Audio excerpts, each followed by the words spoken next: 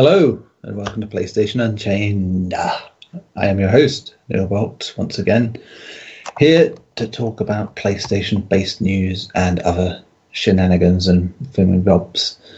I am joined, as ever, of course, by Mr. Ben Shidabir Hall. Luckily, touch wood, I am here. He might... Not that type, just normal wood, please. Yes. Like balsa. Yeah. Yes, that's fine. Yes, you may snap in and out of existence depending on what's happening. That's cool. We are also, of course, joined by the wonderful, the ever lovely Mr. Gary Bagdazarov. Hi. Hi. I thought I'd give you a nice intro instead of ragging on you this time. Just really makes me... Don't be a bag of stories now. Come on. Also joining us, of course, is Mr. Tim. What's new, Pussycat? Nice. I'm pretty sure. I'm pretty sure I haven't used that one yet, so I thought I'd go with that. That's nice. I like that. Good. I'll hopefully have another one next week. Who knows? Maybe next week we'll have our divisor factor. Damn it.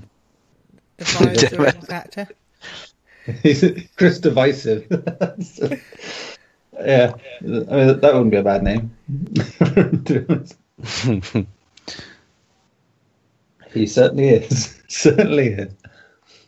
God bless him. Yes, we are not joined by Mr. Divisive or Mr. Ketchup this week. So it is just us cozy. Yeah, he's too busy with his pastry training.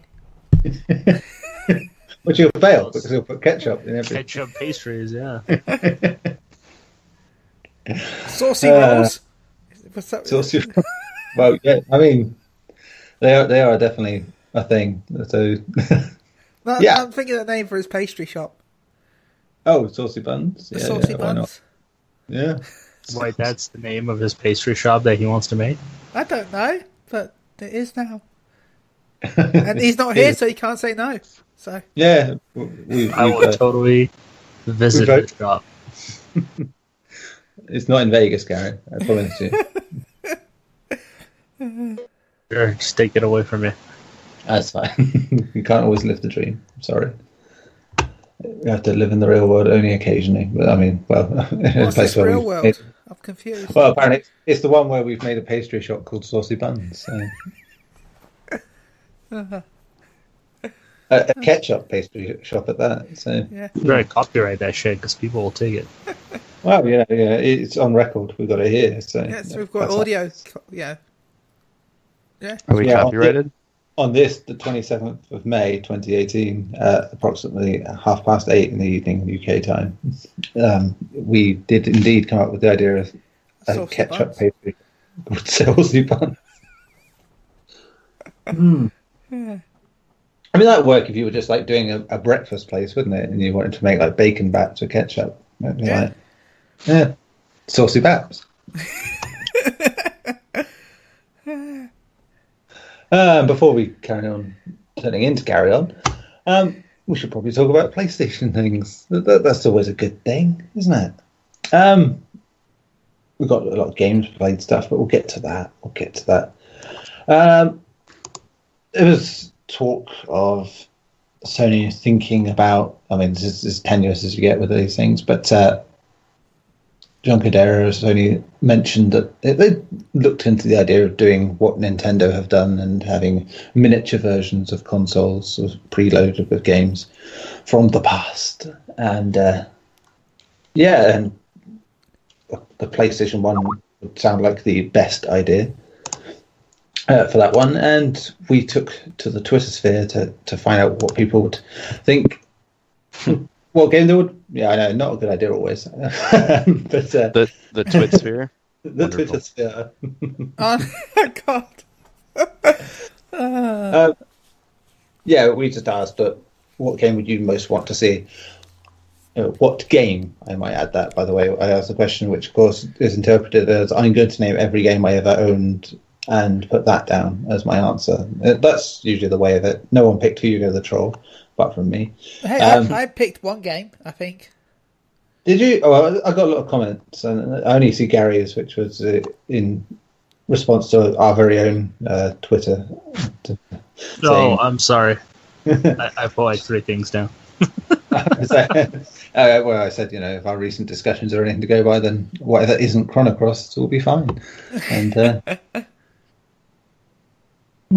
I think I responded with, I'll probably buy it for Final Fantasy VII because I can't own enough copies. Yeah, that's true. Gary said Wild Arms, Xenogears, and Metal Gear Solid, obviously. Ben, before that, not many people really went for Final Fantasy for ages. And I was like, really? All these games, no one's going, I love Final Fantasy. I was like, okay. That's because people can just buy the PS4 version right now. Oh, sure. You can find it anywhere. Yeah, I have like 5 copies of it, but I'll still buy it for another one. This is me with Sonic the Hedgehog. The minute that comes out on Switch on its own, which is not far off, then that'll be another of the many, many times I've bought that game. So, we had all sorts. Xenogears was popular. We had a few for that one. Silent Hill got a nod here and there. Soul Reaver, obviously. Soul Reaver. Yeah, Tekken 3. Croc got a mention, and it wasn't our very own Adam Byrne that said it. So clearly there's 2 madmen in the universe. Yeah, but that was his separate Twitter account just to make it look like it was someone else.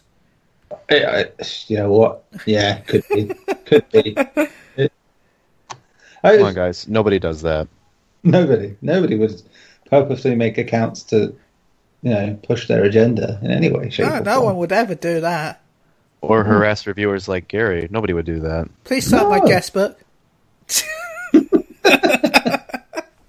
get to that. Then there was calls for the Destruction Derby, Gran Turismo. Oh man, Destruction Derby was great. But have you played it? Have you played it since? Oh no, it's an old game. These are all going to be old games, but that in particular, age. No, see, I never really played that game for the racing parts. I only played it for the oval smash everybody's car until you're dead. Oh yeah, that's the only reason to play that game. Oh yeah, it's fun as hell. I was just thinking of another game I want as well. I've just thought of 2. I think. Yeah. I think one was called Speed Freaks. Oh, the kart racing one. Yeah. With the chibi baby looking thing that I can remember. The chibi baby looking. Yeah. Well, it had massive head, didn't it? Yes, it did. I don't disagree there. But yeah, that was actually not bad, to be honest, I have to say. There was this, I can't remember if the other game was PS1 or PS2, but there was this racing game that was on wheels like Wipeout, but it had wheels. Oh, Roll Cage, I think that was, where you could drive on the ceiling and stuff. Yeah, that's what it was. That was good. I think that came out on, that was one of the PS1 classics on PS3, if I remember rightly.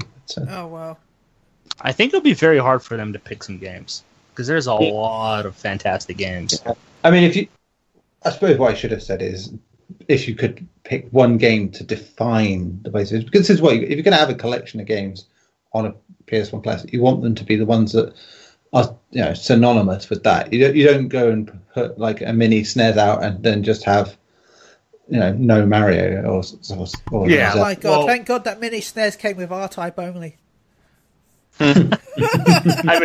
I mean, we saw how pissed people were when they saw the games coming out on that thing. They're like, "Well, this game should be on there, and that game should be on there." Yeah, there's a lot of games that should be on there. Like Mario Paint. But I think you're right, Neil. It has to be games that defined not only, I guess, the series that they're part of, I guess, or even the genre. To be honest, it depends which way you go. If you're going one in a series, then you can exclude a whole bunch straight away. But Tekken 3 is probably a must. Yeah, if you're gonna have any Tekken, it's the only one that really stands up with those at this point. The others are very aged at this point. Resident Evil or Silent Hills for the horror. I think it'll be Resident Evil 2, if anything. Yeah, I mean, yeah. Yeah, but then we want this PS1 Mini in the next couple of years, right? We don't want it in 2040. Because if we're getting Resident Evil 2, by the time they finish that remake, and then port this to the Mini, you're probably looking at 2027, maybe. Oh, man. I think there was a running joke I saw somewhere about the idea of this, if they did one for the PS2, that you'd have the collection, but you'd have to wait another 10 years for Kingdom Hearts to come on it. Yeah, Parasite Eve got a lot of mentions as well it should, you know. It's very good. Very good. Dino Crisis and its sequel. The sequel's good, but I don't really think it's a defining game, if you will, on that one. Point Blank. Yeah, but then you need the gun. It's like, unless that's going with it. Or you have a move controller.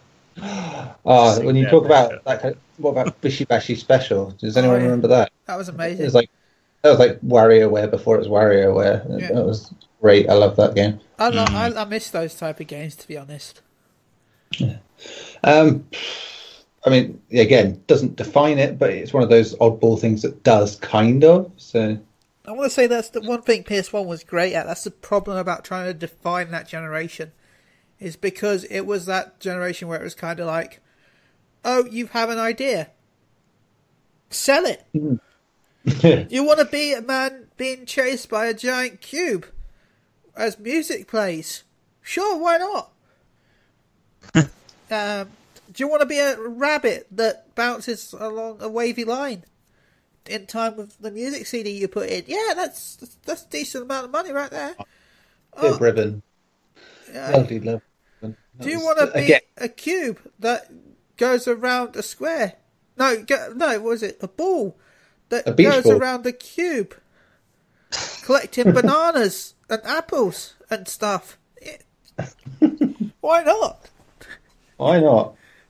You know, on the saner side of things, you can just go snowboarding or kill the undead. You know, it's all fine. All of that is there. That's the thing that's hard to define that generation because it had so much diversity games. It was just like there was something for pretty much everyone. I mean, you straight off the bat, if you were saying, you know, as in a wide audience, everyone knows these games sort of things, you'd say Wipeout, probably 1997 of the two. You would say Crash Bandicoot, for better or worse. Final Fantasy VII, Metal Gear Solid. I'd say. Yeah, I suppose so. If I was taking Crash, I'd take Crash Team Racing over the Crash games. Well, yeah, they've already released those. It'll be a waste, in my opinion. And Resident Evil again. You know, Tomb Raider. Those are another two.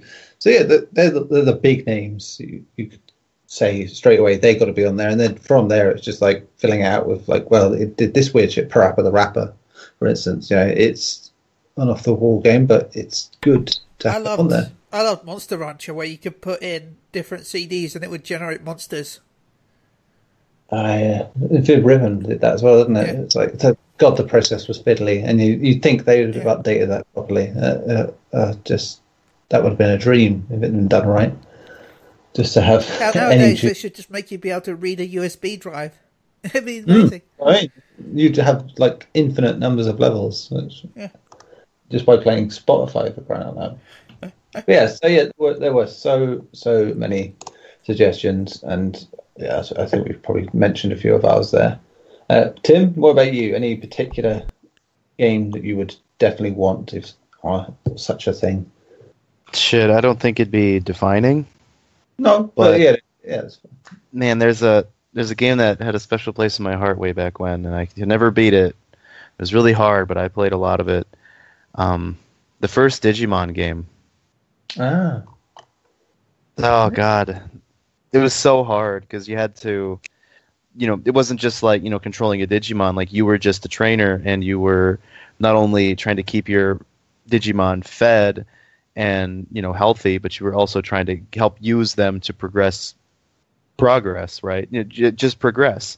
Yeah. And like you had to keep constantly put them in danger, and you constantly had to make sure that they were healthy, and just a lot of like monetizing. But it was in a very engaging way. It wasn't like too much at once.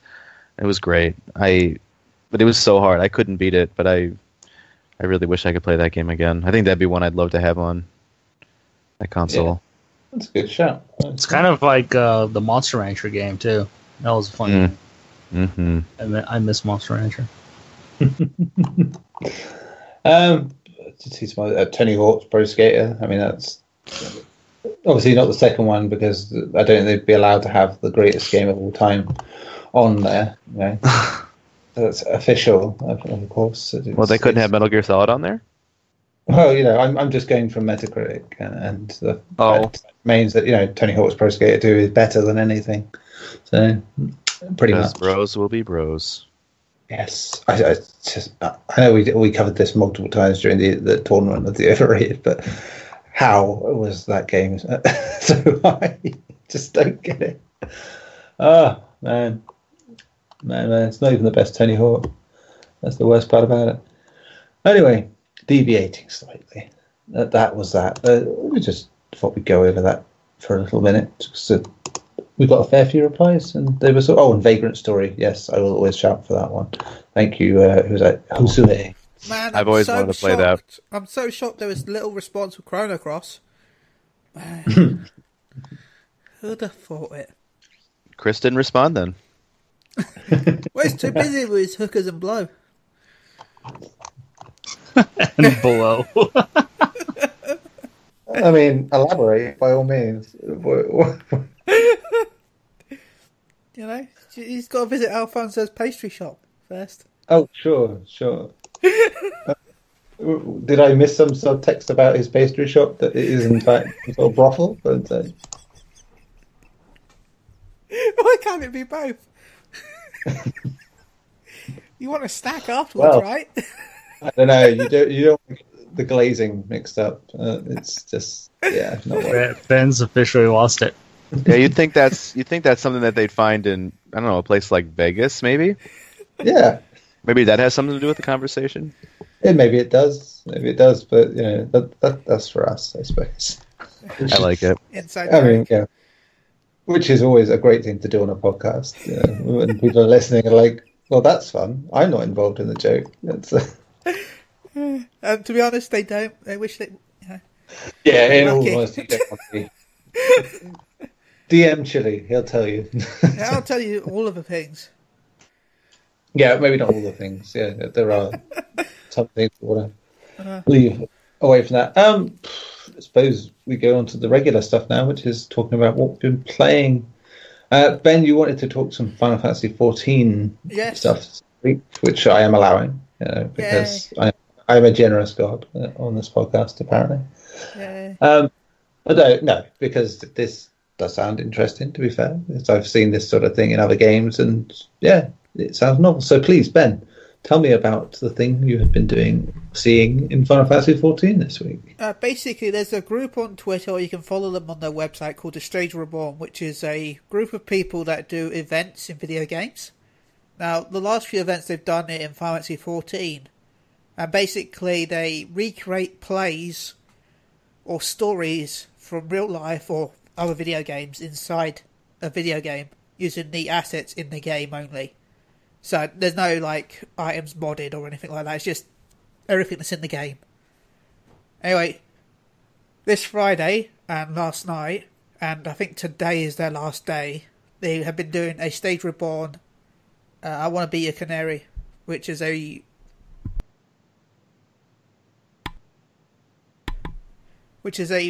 sort of imagining of the Final Fantasy 9 play.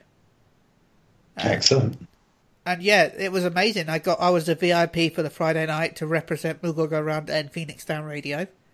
I was the first in line because I got there early, because it started at 3 a.m, so I just got there at midnight. I thought I'd just sit there. God, that's just meta as fuck. That is the actual queuing in actually queuing. That's crazy. Yeah, there's an actual line right around the garden outside the house. To make sure people only the people they're invited got in. Because you can have guests in your house. And only they can get in your house then. So what he did was he locked his house, invited people as a guest into his house, let you in, kicked you out. Not out of the house, but out of the guest list. And then invite the next people, so only the people that were guests could get in. Rather than just randomers. Right. Okay. And yeah, the play was amazing. They did incredible work. It was just stunning. You can check it out on Stage Reborn. I even had a cute little pre-show. In the game, you play as Vivi, and you go up to the ticket guy, and you find out your ticket's fake.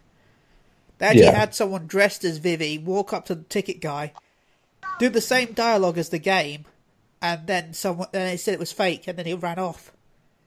And then while we were still queuing, the guards were coming around to try and find who he was, to get his fake ticket, and he was like dancing behind the guards. It was hilarious. Luckily, nobody in the queue decided to, out him out. We all were like, we played along. Oh, that's good. So yeah, the guards ran off because they couldn't find him. It was funny. In the game, there's also a QTE event during the story where if you do well, the nobles clap and then the queen claps. If depending on how well you did. Yeah. It was funny. The audience actually reacted. We did in time. Just as the QTE event finished, everyone started clapping. So, this is amazing. Yes. Oh, good. Yeah, I'd recommend it. It was a good show. Yeah, so I'd seen similar things before, mostly like role-playing situations like that, where they reenact stuff from history or games or whatever, or indeed sitcoms in some cases, which is just bizarre. But yeah, it's good to see that. And last night's show was public for everyone. And to make sure that people weren't just rushing in and stealing seats, some of the moderators from the actual game itself appeared. Just to make sure everything was okay. Yeah, so that was crazy, seeing the GMs appear. In fact, the first time they ever did it was Christmas time. Yeah. And they had about 400, 500 viewers on Twitch. And because they were a small Twitch stream, Twitch staff actually came into the chat and made sure that it wasn't bots. Because they normally only had like 2 or 3 viewers and suddenly had 500. Oh yeah, naturally. They flagged some out for Twitch and they're like, "What's going on here?" And they're like, "Oh, just doing this." And enjoy. But yeah, it was a good show, and I would recommend it for everyone to watch. I don't know when they'll do it again, but they do it like every couple of months because it takes some time to because they do the whole thing. Yeah, so it takes them a while to practice. It's not really something you can do on the fly. Really, you have to have some coordination to it. In fact, they're starting a new program soon where they're trying to find singers as well. They're trying to actually find people with some singing talent to try and add some vocals in the background to the stream. Oh man, love that. Yeah, because right now they just use the music that's in the game. So that's awesome. I know it's completely unrelated, but in that way. But it reminds me of back in the pre-Twitch days when it was Justin TV. There used to be online wrestling federations, which would take the wrestling games and the create character aspect of that, and everyone could submit a character to be placed in the storyline and things of that. And that's cool. It's amazing. And of course, they were live streaming each pay-per-view and weekly show that they did. And it was it used to be amazing when they did that. So I don't really see it on there any often, but always did enjoy that. But yeah, I think the VV was my favourite character. He was just he looked so much like me, and it was just funny. Yeah, it was all well done. It was just amazing. Great stuff. Anything else you played this week? Not really. I've had issues with the internet, so I haven't really been able to play much. That's death for you, isn't it? That's that problem. In fact, to watch that show, because I wasn't going to miss it at all, no matter what, I tethered my phone to my PS4 to make sure I watched it. Even though I don't have unlimited data, I'm like, I don't care. I'm doing it. I was actually shocked about how little data Final Fantasy actually uses. In the 3 hours that I had it tethered, it used 100 meg. Well, I suppose Yeah. has to in some way be designed to be fairly low maintenance because Christ, yeah, it would. Well, yeah, Have there's some a lot of serious. characters online, so. Yeah, so you don't want to be like you don't want if they took the Bethesda approach, you know, the internet would die within a week. So yes, that's Well, I was relieving. shocked at least. about how little it used, really. I mean, Yeah, 100 meg's still a decent amount, but yeah, for what it is, you yeah. would expect more. But yeah, it makes sense that it wasn't too much more. Cool. Yeah. So Gary, So, what's you been up to with the games and the things and the? I mean, we could talk about one thing in particular, is the fact that you went off to see some games at Sony stuff, didn't you, recently? yes, I did. I did do that. And, you know, the embargo lifted this week, didn't it? So you got to speak a bit more about that. So I can actually. Yeah, I got to play. I guess I can start with Dreams. Dream. Yes, I hate let's you. talk. I mean, yay! Dreams was overwhelmingly amazing. It's almost impossible to describe that game because, well, you can just everything you can possibly think of, you can create in that game now. It's not like one of those, okay, well, we have a creation tool and like, you know, Far Cry has or any of these other games with map editors. You can make every asset. You can literally make every single thing that you want. I wasn't able to see how like character creator works, but they did say everything that we see in that game is straight up created with the editor, from the characters to the icons, everything. So I don't know how the fine details will work there, but I got to play. I guess they had like a reel where they had their developers go and make a level in 15 minutes, and we got to play like 6 or 7 of them. And they were all completely different. One was a point-and-click adventure, which kind of took place. It was kind of more of a horror theme, where you had to like resurrect some guy from a coffin. That was pretty interesting. The platformer stuff. Obviously, when you look at a game like that, you instantly go platformer, and platformers are so easy to make in that game. I mean, I was able to go in and create a piece of mass, a land mass, in like 5 seconds, stretch it out, increase, the terrain if I wanted to, add some hills and stuff to it, and make it movable if I wanted to with an animation. I did all that in like 30 seconds, and it was incredible. And you just run around with the character, you jump. Platformer is very easy to make, and now that it's all 3D as well, go have fun. But yeah, a lot of the more complex stuff, like say a hardcore first-person shooter, obviously is going to take a lot more time, especially when it comes to, I guess, the art style you want to use. A lot of the stuff we saw was very flashy and very kid-friendly, but they did show us a level where we played a multiplayer game where we were hammers, right, as the characters.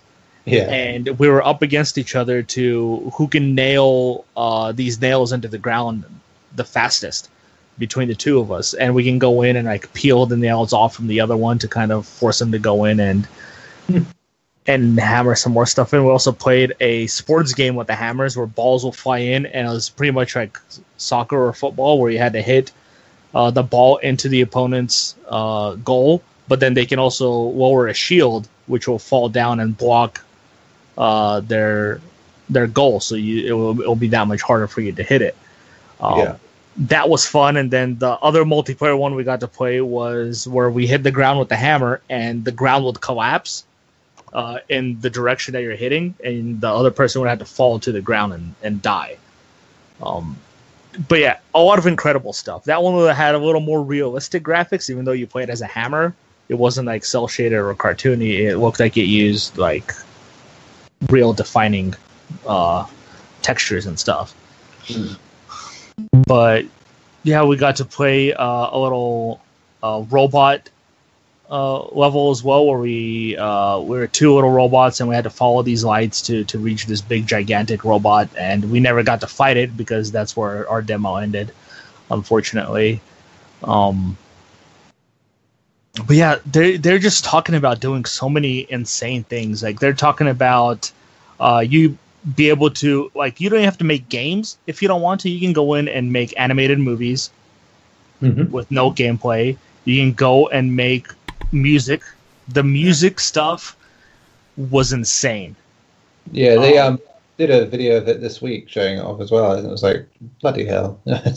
Yeah, like you can go in and do simple things, but the fact that you can record your own voice singing if you want to, and then implement it into the game, go in and literally use all the same tools that like actual sound designers use on those big ass fucking machines that they have at recording studios. You can go in and mess with every single sound that you want to the smallest detail. Like he showed us some stuff. We didn't dabble in it because it would have taken, he said, like probably 3 hours just to go through everything that the sound has to offer. But yeah, we went in and in like probably 5 minutes we made a catchy little beat with just using 3 instruments that just mixed so well, along with us singing about random stuff, which is pretty great. And we implemented that into the level, and we were able to loop it so you don't have to like stretch out a song for like 15 minutes. You can just loop the same 5 minutes over and over, and it actually loops pretty well too. Like it adds some weird thing in between when the loop starts, so it doesn't sound like it's cutting off and then starting the song over. It just loops into perfectly somehow. I don't really understand how it did it, but it did it very well. But yeah, like when he said that you can create movies and things like that, and then they're really exploring right now how to export these things from their game so you can use them in other media, which I thought was insane.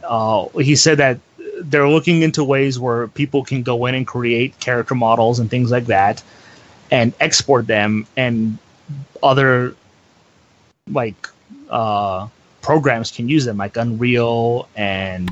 Well, we're talking about ZBrush being able to use it at one point. Yeah, pretty much everything. They're looking into it. They don't know if they'll be able to do it because of licensing and all that kind of stuff. Sure. And obviously copyright things might hurt them as well, which was also an interesting, because I brought up the subject of like, you can create whatever you want. How are you guys going to, monetize copyrighted material?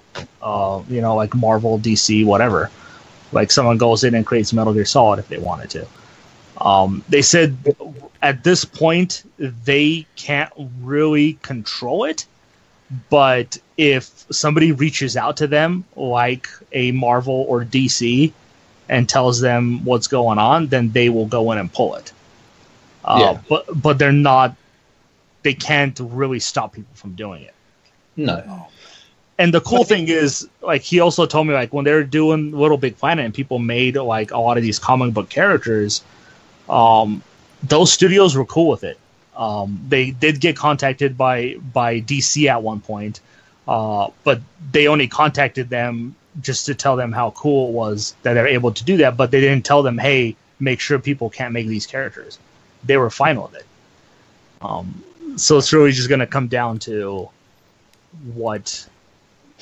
It's kind of like a gaming variant of DeviantArt in a way, isn't it? Where people will create fan-made stuff of popular culture, and it's Original theirs. character, please don't steal.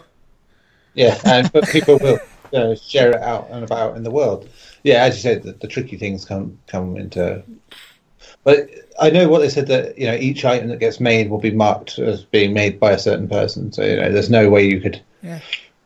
The date of the first time it gets made will be seen, and people will know who made it first, which was a problem with the Little Big Planet thing they had a lot of the time. Was someone would make something that was mildly successful, and everyone else would copy it to death and pretend it was theirs to get. Yeah, that's what's great is like you can post it, and then I believe he said you can lock it, so only you can use it, or if you want to, you can share it for everybody, and everybody can use that character. Like, if you make, say, a Batman, somebody else like, wow, that's a really cool Batman, they can just go and use it in their game, and that Batman is always going to be credited to that character, to the person who made it, which is fantastic. I think in time as well, it will prove that, once everyone gets at the whole, let's do things that have already existed, out of the system, you'll start to see people, being truly inventive with the stuff they make. Oh yeah. I mean, do you know how big the landmass can be, by the way? They said it can be as big as you want it to be. There really isn't a limit on that. The only limit that he said the game will have is in assets. So you can have an infinite number of trees. Eventually, you won't be able to put any more because it won't be able to process it fast enough, and you'll just get pop-ups like crazy. My goal is to try and make an RPG using it. Well, you could, because you can connect each one section to the other to make it into levels and areas. So, like, you transition from an outside area into an outside area. You can transition very easily. He showed us it's super easy to do a transition. Because I was like, I'm going to make like an open-ish area with like a few trees and river, and then have like transition to a cave. And then have the cave be a separate area. Easily done.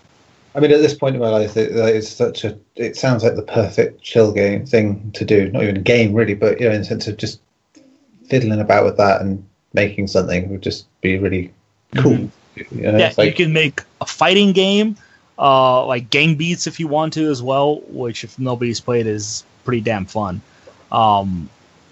They even showed us a game where it's like a space simulator in a way, where you're kind of adrift and you have to bring in this cargo onto this ship, and it's very physics based. Yeah, and it works like it would in, I guess, space, where it's constantly moving, so you kind of have to adjust it with like the air that it produces from what's it called, like a gas engine, but it's in like an air engine. So you constantly have to keep moving it around because it's just going to keep spinning and spinning because it's in space. And you have to align it perfectly and dock it. And that was super tough. Hell, they even went and they made an entire text adventure. Like old school, like the text would appear. Do you want to go left? Do you want to go right? Do you see an item? Do you want to pick? And you just, that's how you play it. Like a text adventure game. It was crazy to look at. It will support keyboard, straight up. So if you want to do a lot of dialogue, you can easily just do that. The move controllers as well. We weren't able to see how the creation with the move controllers worked because they didn't have any, but he did say one of the levels that they made, which was the platformer one, they used with the move controllers to create, and it took them about, like I said, 15 minutes to make this like big landmass where you can run around and platform in, which is pretty cool. But yeah, like that game really blew me away. Like, I think it might be a little too overwhelming. And they talked about how it can be very overwhelming for me. That's why they decided to add a campaign to it. It's like a 3-hour campaign, and it's going to go through every fundamental thing that you can do in the game through the campaign. Yeah, I think it will rely very... Well, Little Big Planet did, really. Yeah, but it will rely on word of mouth. And I think the difference here is that, unlike Little Big Planet, it comes on a Sony console that is successful at the time it comes out. It's got the peak audience. Little Big Planet came out at a time where Sony was still struggling with the PS3. Yeah. Despite the fact they just had the likes of Metal Gear Solid 4 and that it was still lagging behind in a lot of ways, audience-wise. So this, is a great time to try this sort of thing. Yeah, you can even go in and create together with 4 other people if you wanted to. I think he even said up to 8. He said however many the PS4 local supports. He wasn't sure how much it was, so there really isn't. It's the maximum of how many people can play at the same time on one system, which is pretty crazy. That's good. Yeah, another cool thing that for me it was cool is there is an experience points bar. And this never runs out, so you constantly keep leveling up, but it's not something where you have to get a certain amount of level to unlock some new creation tool. What it is, it's more of a title thing. So if you create a lot of stuff, you'll get a title specific to being a creator. Sure. If you're just a player, then you'll get titles that way. If you go in and create mostly assets, you'll get experience in that. And it'll give you titles. And they say they're constantly going to update it with new titles that people can earn. So it never feels like, oh, I've got all the titles here, I'm going to move on to something else. There's always going to be some. If you like to make music, you'll get specific titles for music. And people will know you for that. Like, they can see on your profile, like, it's not going to have an app, but they're going to have a website where you can specifically go and see people's profiles, what levels they made, the titles they've earned. And you can even reach out to them and be like, hey, I see you're really good at making music. Can you make this track for me? And they can do that and share it to you. It's incredible stuff what they're doing. It really is. I asked them about if it's going to support PlayLink. It's something they might look forward to, but right now they're not looking at PlayLink. Maybe something in the future. But yeah, with VR as well, you're going to be able to specifically find maps created for VR. I mean, the other side of that is that just to be able to create stuff in 3D space. That's just next level shit. You know, that could be something quite remarkable if done right. Yeah, it's really cool. Like, it's very streamlined. It's like they literally thought of everything that a player could want, and they added it into it. Like, especially when it comes to like the search function. Like, instead of scrolling through hundreds of maps, oh, I don't know if this looks good, you can specify what type you're looking for. You can go in and specify, I want to play platformers with this specific art style with co-op. And it'll only search for those. Like, the filter is very in-depth of what you want to search for. You can even go in and do a randomize, I guess, and it'll just, once you finish one map, it'll automatically throw you into the next one. And it'll be random. It'll randomly pick a new one for you. Or you can select a whole bunch of playlists that you want. Like, I want to play like these 6 maps, but I don't want to constantly go through and look for them.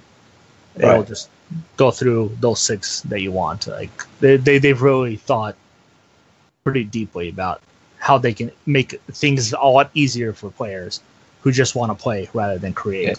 And that again is why it has a better chance of success than Little Big Planet did, because the core audience in both cases don't really care for that sort of thing as much. You know, the creation stuff is not really their forte. It's why Minecraft is as big as it is, and people who generally just game can a lot of the time look at it and go, I don't get it. I don't get why like that. But then you see why, you know, and the things people do with it, and just like, yeah, this makes sense. Mm-hmm. So it can ensnare that audience, and that would just be amazing. I mean, if it does as much as it can, especially with the VR stuff, it could be massive for Sony. But yes, there will be a lot of blowback from it, from the gaming community, I think, with the "it's not a game" sort of thing going on, which is and you again with the game where you create your own stuff, you're going to get like 80% of it is going to be trash.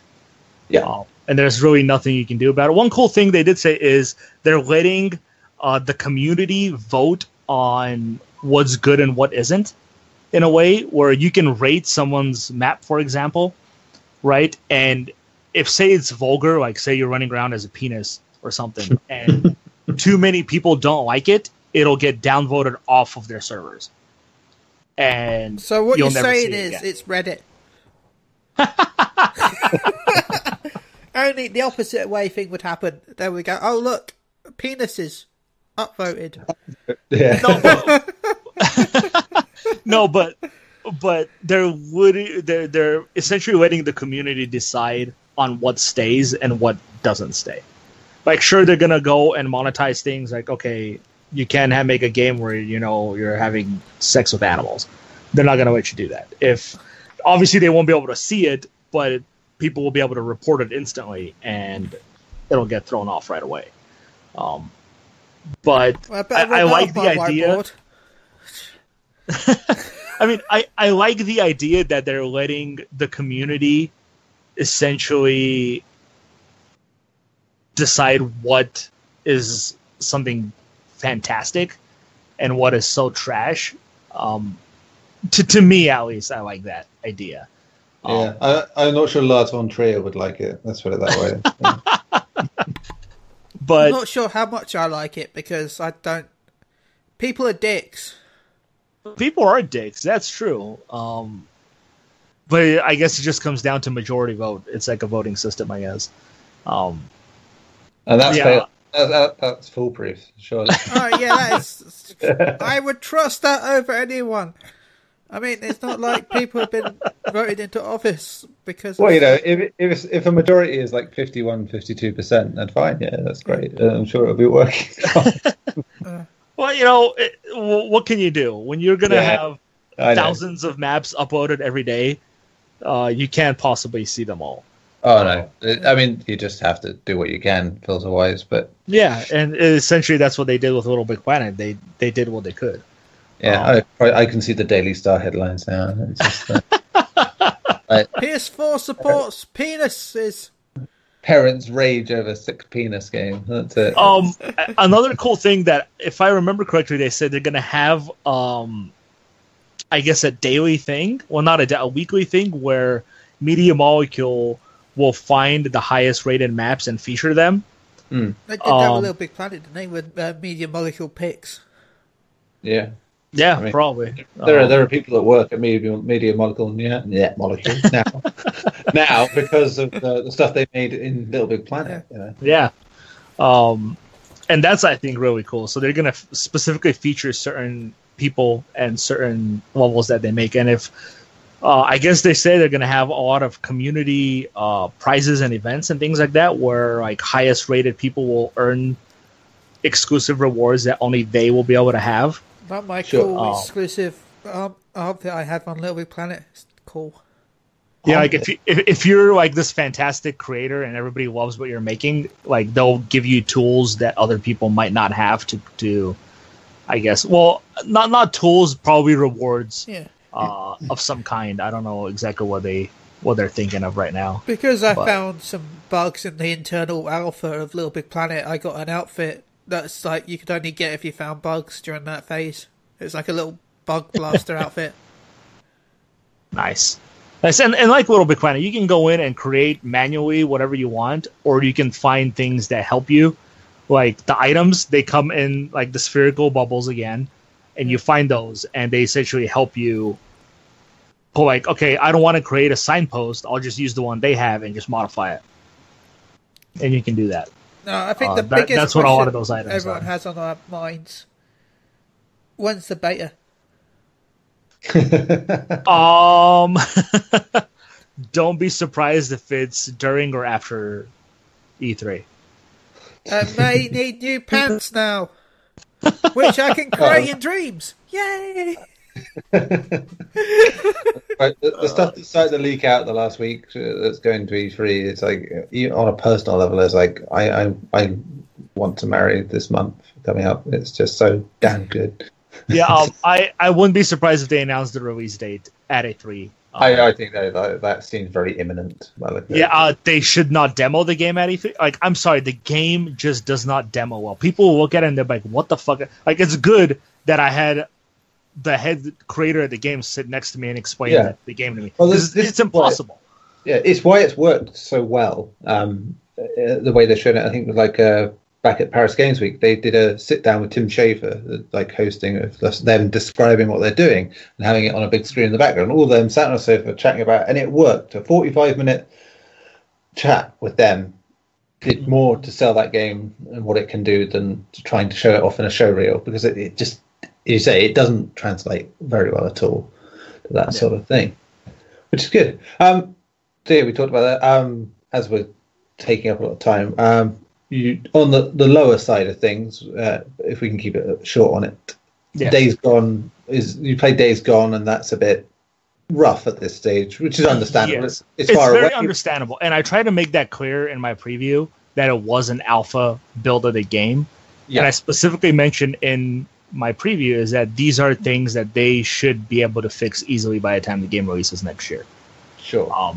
And I can see why they delayed it. Like, if you're looking at it realistically, the game should have already been in beta by now if it was to make fall release. So it's a good thing they delayed it. I did enjoy the majority of what I played. Obviously, the small things of like the glitches and the bugs kind of ruined like the freakers, for example.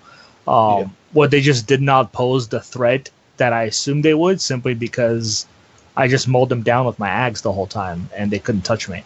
But yeah, it's a big, massive open world. I was not expecting how huge the map size is for that game. Yeah, I mean, that's probably why the delay as well. I think they've grown in ambition and size from what they were originally going to do. Mm-hmm. It does seem like a second they're like, oh, okay, well, the company's doing well. Let's invest more time and money into this sort of thing. I think that's probably responsible for it being so far behind at this stage.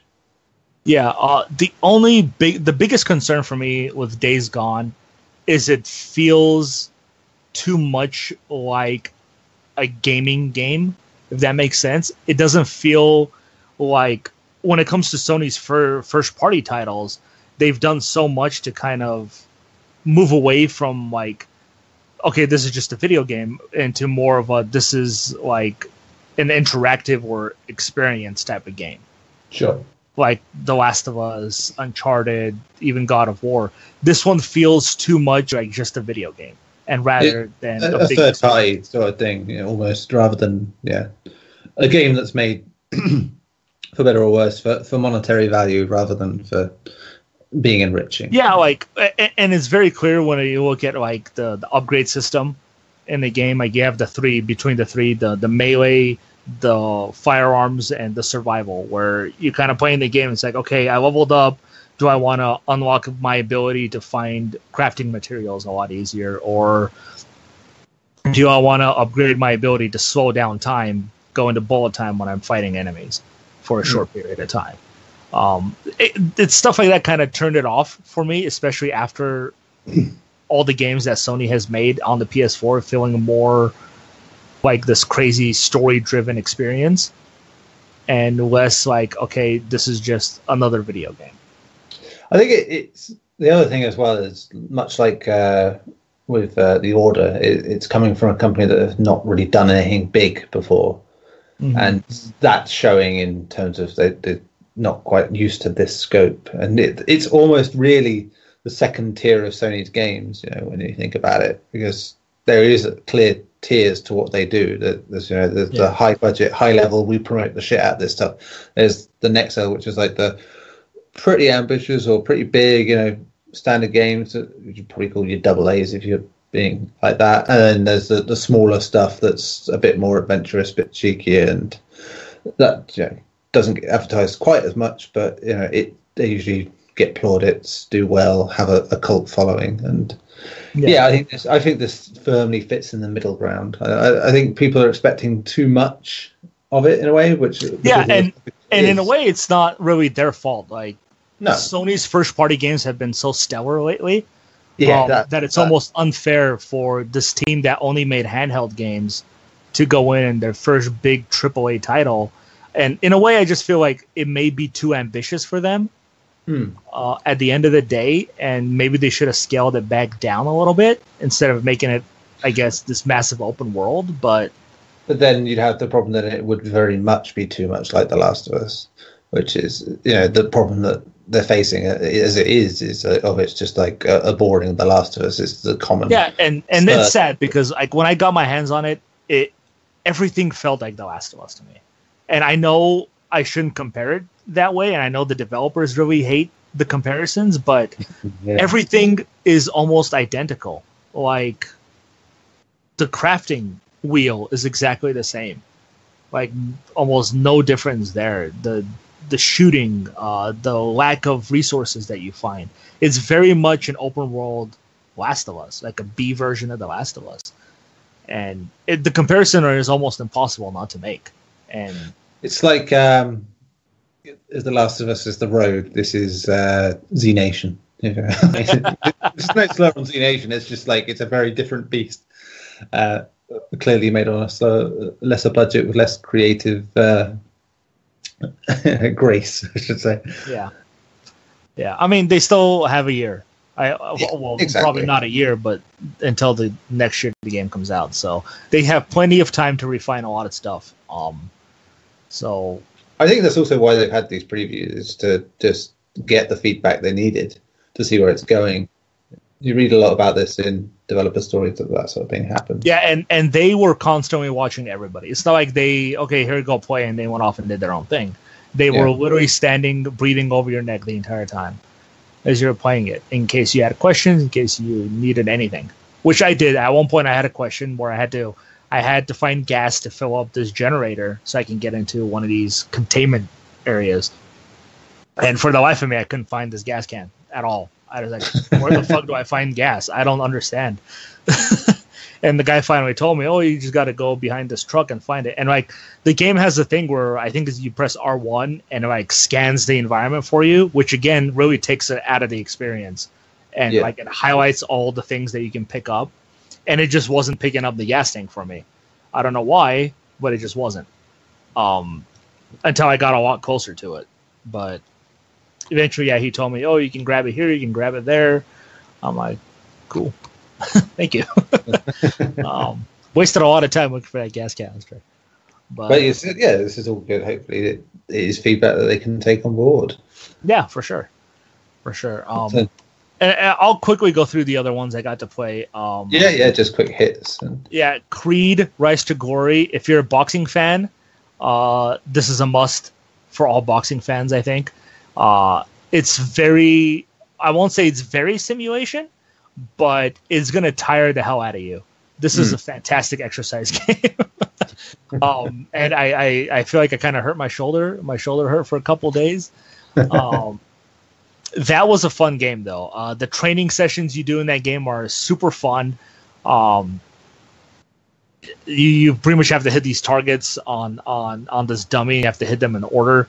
And you have a certain amount of time to do it. That was pretty cool. The boxing itself was very fun. You can play it however you want. You can dodge punches if you're that good. I'm not, so I pulled an ollie and I just kind of blocked the whole time until they tired themselves out and then I counterattacked. But that game should be fun. That's a VR only, I believe. I don't think it's going to have non-VR. That doesn't have a release date, so but it was announced. Cool. Let's see. Blood and Truth. What do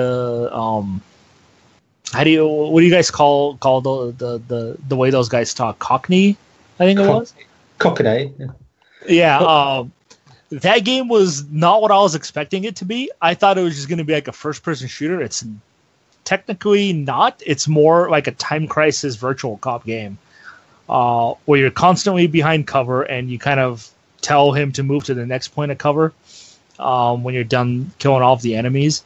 But what I really liked about this game is how you had to use both the move controllers, not just to shoot, but to pretty much reload and pick up stuff.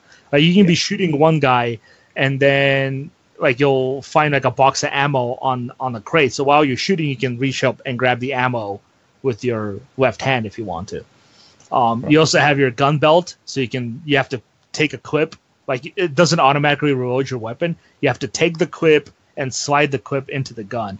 And it's not like it's super in depth. Like as long as you like have the two close together, it'll automatically just go in. But I really like those small details that game had, where you kind of had to do that. And at first, I was like, God, I always had to look down to see if I'm grabbing the ammo. But eventually, I got so used to where it was on my body. Very easy to do. You get an assault rifle, so you gotta like move your arm behind your back and push the move button on the move controller to grab the assault rifle and pull it out from your back. That was pretty cool. I like the game. It's not trying to be this big, massive thing. It's just going to be like a fun, I believe they said 3 to 4 hour experience, linear experience. But yeah, that's another VR game coming out. It's based from the London Heist VR Worlds demo. People love that so much they decided to make a game based on that demo. So it's good to see something come from that other than just demo real stuff. Yes. Yeah. The other one and my favorite VR game that I've ever played so far was Astro Boy. Oh yes. I absolutely fell in love with Astro Boy the moment I sat in that chair and I got to control the character. You pretty much play the little bots from the Playroom that they released. And I believe the Playroom also had a mini game where you rescued bots as well. And it's based on that little mini game. And it's in VR, and it's essentially, imagine like you've been playing Mario Odyssey, Neil. Just imagine Mario Odyssey, but obviously not open world like Mario Odyssey is. But just imagine that in VR. That's what Astro Boy is. That would be adorable. It's absolutely adorable. You run around, you look around corners of buildings to find coins and hidden items. It's just such a cute game. Like every time like you control the Astrobot, he runs by you, he like waves to you. He's like, "Hello." It's just so cute. And the cool thing that they did with that game, and it's actually one of my favorite features, is the controller. Like you can see the PS4 controller in the game as you're moving it around. And what it is it highlights on the virtual controller all the buttons that you can use. So square, X, and the touchpad, the analog stick, and the D-pad were the only buttons that are highlighted. Everything else is kind of blacked out, so you never get confused of what button you need to press. Sure. It's great stuff. And every time you like approach a character, like you can always look at the controller and it'll tell you what button you have to press to attack an enemy, for example. Or you can punch and kick enemies, or you can jump on them. It'll tell you that. It just helps. And if you're ever stuck, if you just stand there for a long period of time, it's like, I forgot how to do something. Literally a screen after like 5 seconds or maybe 10, I don't remember what it was, will pop up, like a big monitor will come down on the wall and tell you exactly what you're supposed to do. So you never get lost. It was great stuff. I thoroughly enjoyed this game. It's going to be my favorite VR game. I already know it. Especially from the demo that I got to play. I got to fight a boss, a big monkey that was scaling the tower. It was cool because it chops down on the ground, creates a shockwave. You jump over it, you go and you punch his teeth, you break them. And I got this like grappling hook, and you use the touchpad and you fling the grappling hook at him, and then you pull with the controller like you would an actual rope, and it'll yank his tooth out. Great stuff. It uses the controller so well. It even uses the headset. Like there are parts where I'll have an obstacle in my way and my little robot can go through, but I myself can't as the cameraman. So I have to literally use my head to bash through the wall using my headset to break through the wall so I can go through. Oh, I can see that not going wrong at all. Yeah, don't let that headset fly off your head. When you do it. Don't let anyone be in front of you when you're doing it. So how did you come to headbutt your wife? Well, I was smashing a wall. Yeah. And she was trying to tell me something, but she didn't want to scare me. Oh, dear. I absolutely adored that game. Don't know when it's coming out. They said very soon. They might even announce it as a release game after E3. I wouldn't be surprised. They've been working on it in secret for a long time, and they said it's one of those games where they want to announce it and release it as soon as possible. So that's going to be one of those, I'd imagine, E3, we shall see. Yeah, a surprise release. We'll see. I don't know. But it is done by Japan Studio, and you can never go wrong with Japan Studio, quite honestly. They're always on point with whatever it is they're making. Absolutely love that game. The last one that I got to play was Evasion. This was another first-person shooter where the whole point was to not sit around, but to constantly be on your feet moving. Which, if you don't have a lot of room on your VR play area, you're not going to be able to play this game. It was also very hard to play it because of the goddamn wires on the headset. But it's a game where they essentially described it as a first-person shooter bullet hell. Oh my god, that sounds like a nightmare. And in a way it was, because I constantly had to keep jocking and juicing, and it got tiresome. The cool thing is they also give you your gun that you have, because you use the PlayStation aim controller gun. Is the gun has a shield on it, and you can use that shield to essentially deflect bullets that are coming at you if you don't want to dodge, I guess. But you're not going to be able to block everything. Believe me, I tried. But yeah, it was fun. I got to play that in co-op with another guy. I got to play it early, so it was just the two of us instead of the four that it probably should have been. But they have like classes. The characters have classes. You can be like a tank. You can be a healer. You can be an engineer and like plays down turrets and defensive structures if you want to. So that stuff is cool. You can heal your teammates if you want. You get like this tether gun, where you just press the button and it tethers items that you see floating in the environment. Like you kill an enemy and like a health will just float around. So you can save it for later, and then grab it then, or you can grab it right away and just feed it to your friend if you think he's dying.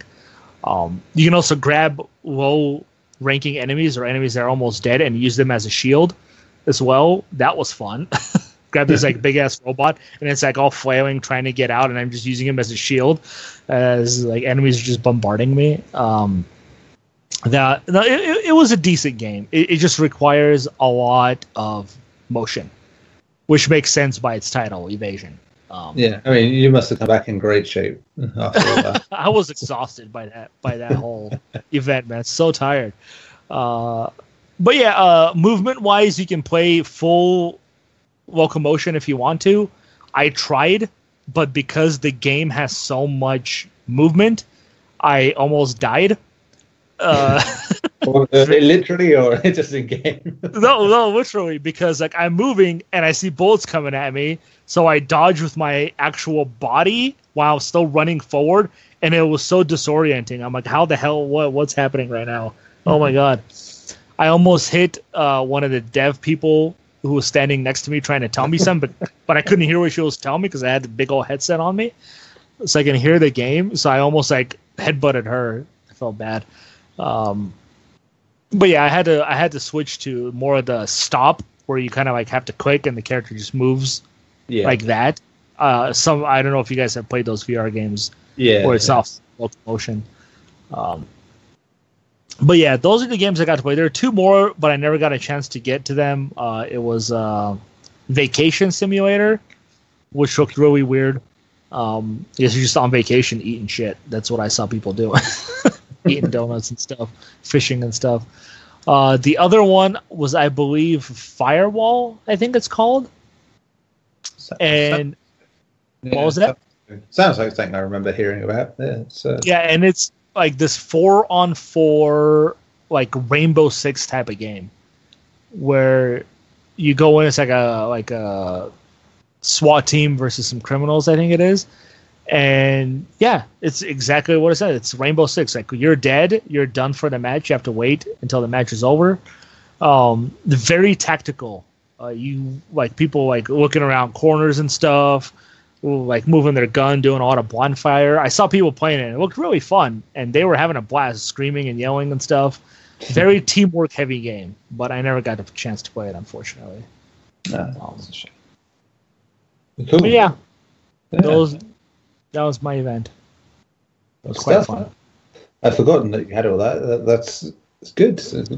It's a good lot of stuff. We had Dreams. Just sounds like it's going to be something just bloody. Dreams, yeah. Dreams sounds like orgasms. That's it really can be. Of course, it's hard to judge how that game is going to turn out because we see what the developer has made. Sure. And it looks fantastic, and who knows how long it's going to take people to make things like that. I mean, it seems simple enough to me, though. So, but at the same time, over time we'll see people do better than the developers. Oh yeah, Probably. it happened with Little Big Planet. Like I said, people ended up working for Media Molecule off their work, the stuff they made. They're doing stuff that the developers never thought would be possible using the engine. Yeah. Yeah, but the name of that game is perfect for what it is. Dreams. It's whatever you can dream of, you can make in that game. It's crazy. I still wish they'd taken my suggestion of a reversible cover though, because you got the happy we don't even know what dreams. the cover looks like.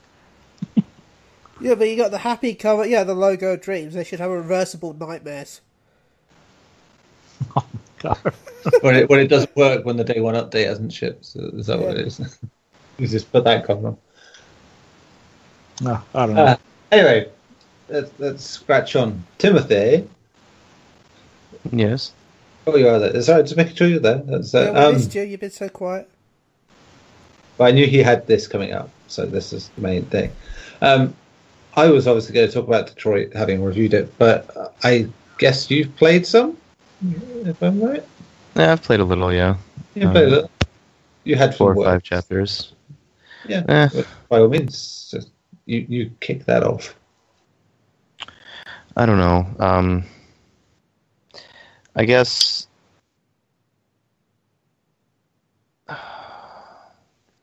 wasn't even prepared for it. I was just too busy listening to Gary. I'll be honest, I was doing the exact same thing. I forgot what he talked about. I was just listening to Gary. You're hypnotic, Gary. You're welcome. I've only played the first couple chapters, and like there are a lot of things I like and a lot of characters I like, but there are also a lot of things that don't really feel organic. They seem like plot devices and heavy-handed.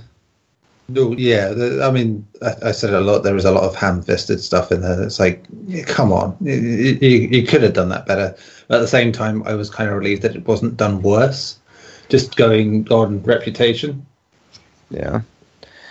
I don't know how spoilery we want to go with this, but everything revolving around Marcus is very of that ilk. Every time Marcus comes on the screen, I expect something very artificial. Yeah, which is, it's a shame because for me, from what I've obviously having finished it and done a few different things, it depends how you focus his story. If you focus his story as on what he becomes and all that and the allegory, that's where it really falters in his story. If you just, like with all three of them, if you focus more on it being a story of wanting to fit in, wanting to be on an equal pegging, just that, just wanting to be human, then it works better. But because that other stuff is shoehorned in to it, it makes it a lot more awkward and ham-fisted, as I said. So it's essentially what I was saying, where that was the only part of the three that they've shown off that I just didn't give a shit about. No, because in all honesty, I really like Marcus's story, but I had to take it on a different level. I couldn't, for the main thing they're going with, it's like, yeah, this is cliche to fuck. It is, I get, you can always sense where it's going, but where they let you take it, and funnily enough, someone I know was very, very angry with the way this Marcus's storyline goes, and I see it, but then at the same time, maybe they had a different endpoint than me, but is this what you humans call feelings?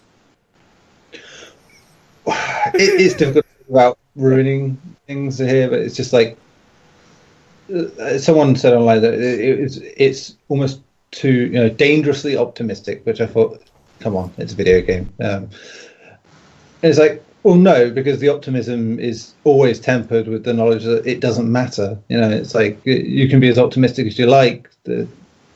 People are still going to feel the same way overall. It's like there is no real victory in it because there's always going to be a next time, and that sort of stuff is where, as I said, it's fine and it's good. But with Marcus, and one of my favorite scenes in the whole game is, funnily enough, is where they don't really focus on anything apart from how disposable the androids are. in one of Marcus's early scenes. I don't know if you've seen it, Tim, but yeah, there was a very horror-esque element to the way it played out, and it was really well done. I like that, and that's where for me his stuff got interesting. I know what scene you're talking about. It's raining, right? Yeah. I felt the opposite. Yeah. I don't know. It was. I mean, it was fine.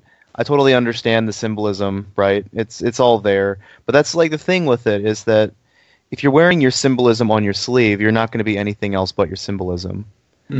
And that's the problem I have with Marcus. Like everything about his story, whether it's that scene or anything to deal with Carl, is literally just a projection of, common characterization tropes, especially in video games. Sure. And I don't feel it. I don't know the name of the guy who they had playing as Carl, but I instantly recognized him as like a combination. Yeah, it was a combination. And I don't know. It wasn't because of him that I couldn't take his character seriously, but the fact that he looked like Hugh Hefner, I couldn't do it. I couldn't do it.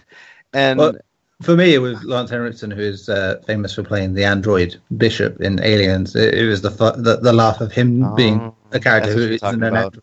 Yeah, it's the fact that he's not an android in it. It just made me laugh. It's like the guy who's most famous for playing an android is not playing an android, and it's confusing me in my brain slightly. But and he's all tatted up as well, which is definitely not him. I got to tell you, actually, of all their interactions on Marcus's end, I was more appreciative of seeing an older person with tattoos than I was of what was going on. Because that, to me, was the most sort of stuff like that shows that they're showing it's the future, but they're taking into account what it's like now, what people maybe of a certain age. I know he's not like that young, but given 20, 30 years earlier, you could see that he'd have sleeve tattoos. Maybe it makes sense, and it's I liked that about it. As you say, it was a nice touch. And I think it's because of stuff like that. I feel like there could have been a lot more opportunities taken. And in these first 5 chapters, I almost know for a fact, and I'm just going to say for a fact because I'm almost putting a blinder in front of me at this point with the game. But I feel like by the end of it, I'm going to have a litany of things to say about what they didn't say. And like I'm going to look at this, go, there's an opportunity, there's an opportunity, there's an opportunity, but he's so heavy-handed on his allegory and his one like singular intention that he doesn't bother to branch it out. And I feel like that's going to be the game for me. And I get that intention even more so because my friend was here over the weekend and he and I were playing kind of back and forth because we wanted to see, different outcomes and things, just to, and what kind of bothered me quite a bit. I know it's all early, so they don't really want to have, crazy things changing the game, early. Sure. But we had things that we did with different outcomes, and it changed nothing into the next scene. And yeah, it was. I don't know. I don't want to say bothersome, but it felt very, for lack of a better word, artificial. Yes, ironically, it's And I don't feel like I can make an argument against this right now because, one, I've only played Heavy Rain the one time, and I've never seen any of its variations because what I experienced in Heavy Rain is something that I wanted to take with me. Sure. Yeah, I very much felt like this with this. It's like I didn't want to go back changing anything until I played it through once. And even then, I only changed a couple of bits just to see earlier on rather than later. It's like I felt like that was the way I wanted to play it out, and I was happy with that. Right. Well, I can't say I was happy, but yeah,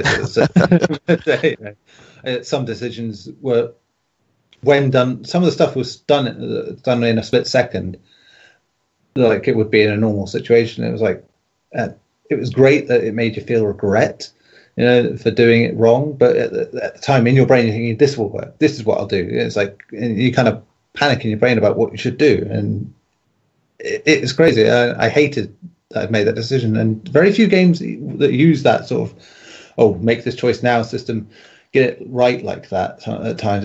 Again, not something that always happens, but something that when the moments come, you're like, shit, man, that really that did a number. That was effective. I'll say that. But again, other people may not even see that scene, because I discussed this with our boss Stephen at the time because he was playing it, and yeah, we got very different outcomes towards the end, but ultimately the main plot beats are still going to be there if a character's still about. So yeah, right.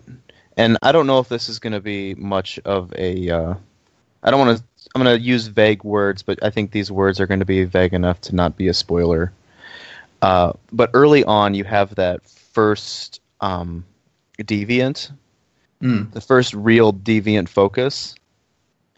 Not your main characters, but there's a deviant that you come across. Yeah. And what ends up happening to him, like my friend ran through and, did the interrogation. And what happened to the deviant in that scene, I managed to have a different outcome with the deviant there. But what happened in his scene ultimately happened in my next scene. And that felt like it almost felt inevitable in a way, and I get it, but it also felt a little like these characters are going in one direction. Like, as opposed to it being a thing. Because there's the argument that you're trying to make that artificial intelligence can be, human in nature. But you have all these arguments within the game that are saying, no, there's only one way they can go. And if it's supposed to be a play on words to the human condition, there's no hint to it. There's no tie to it. And no, I don't think it's that nuanced, to be honest. I'll say that it's very broad strokes with a lot of it, and just occasionally there's like the little flick of the brush where you're like, oh, lovely, like that. It's not in. You can't tell if it was by accident or by design. My main overriding theory is that because he has a co-writer, is that stuff that works well is where they said, "Oi, Dave, knock it off, mate," and just cut him out.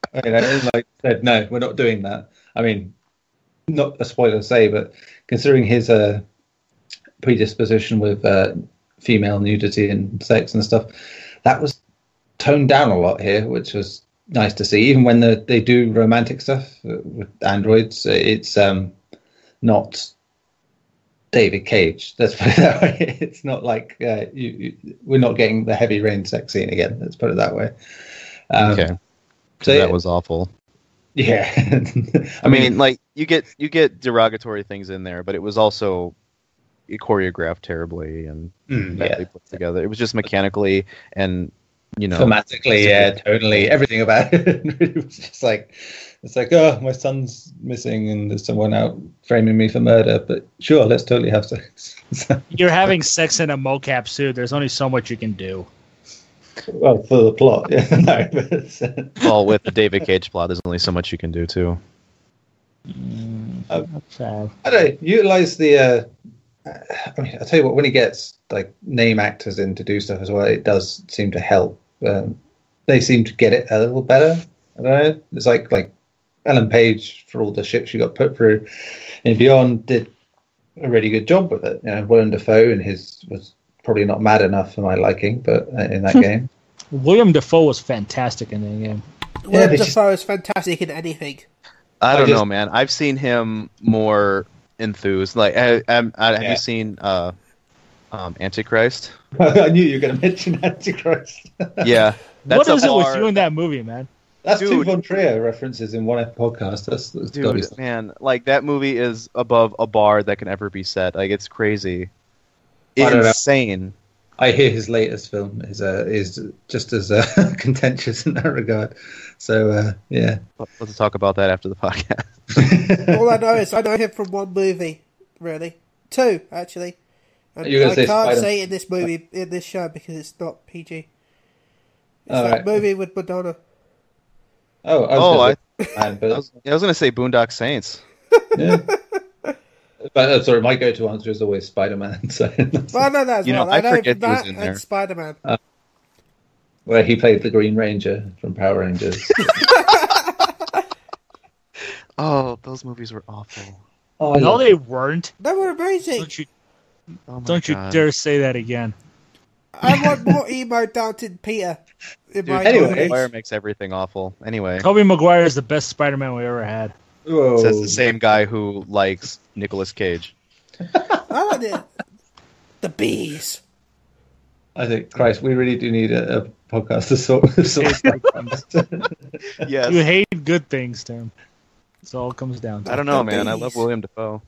Anyway, yeah, so going back to it, Lance Henriksen, he's probably got the least time in it as everyone, but he's all right. He sounds like Lance Henriksen in any other thing he ever does, so you don't know if he likes it or not. Clancy Brown, though, just having him in there was just great. He just revels in being an alcoholic, deadbeat cop. That's who plays Anderson? Yeah, Clancy Brown. Because, yeah, even Anderson is one of the few shining stars. Yeah, I liked his story, and just as cliche as the Connor and Hank story is, I was a sucker for that buddy cop nonsense. Just the deadpan way Connor plays everything as well. It's like seeing Data in Star Trek trying to be in a cop movie, and that's an apt comparison, and there's something about Connor that actually, does it for me. He's that almost uninformed nice guy that you come across in anime or movies or whatever. Like it's like he's come fresh from the library, being there for 20 years and going outside and trying to be nice to people. It's that. Wait. I love him for it because like he can be clinically nice to people, but he can't like read people very well, and it actually gives him some endearment, which some of the other characters don't really have. Wait, guys, it's kind of short for Ben because. So you were that guy in the library. I've seen you there. I find with Connor's Connor's. said hello. I find with Connor's story, all three of them are vying to be human or equal to human. He's doing it in a very different way. He's wanting to be human in the way that he's been told to be human, and he's ever wanting to impress people with that, not understanding that he is very much just being an android servant a lot of the time. And So what you said, he's Crichton. Yeah, he's Crichton / Data / every android model that has to be taught to be human. Crichton? Orange, no, it's an aardvark. I just like to throw in there because nobody ever references him, the Doctor from Deep Space Nine. Yeah. He's my favorite. Oh my god. Yeah. Maybe should get double Polaroid. I mean, interesting with Jesse Williams, who plays Marcus, who was in Cabin in the Woods, funny enough, I remember afterwards, but he was also recently in a show that is, funny enough, about discrimination, and did very well in that. So it's, I think when that stuff works, I think it is just him knowing from that. But yeah, I think the writing does let him down a lot of the time. Mm-hmm. It probably doesn't help that when you have like the "I have a dream" speech being an option at a later point, and it's like, nah, come on. But yeah, I'll say this: you are not done with the heavy-handedness, and not just in his. The car has a couple of sections that, like, you're pushing a bit here. Because I feel like she's going to end up in the mother trope, and I mean that's her plot arc basically, is that she wants to be a mother, and that's her human kick, if you will. But I don't know. I liked where that went. It got me invested enough to care about what happened to them. So there's that. There's a scene in that comes in Hers, which is very much like something that was in heavy rain in terms of the woman in peril nonsense, which is odd for an Android, but she gives her own. I'll say that. So hers is an interesting story, and only that it gets bogged down in very mawkish stuff. It's very cloying, very.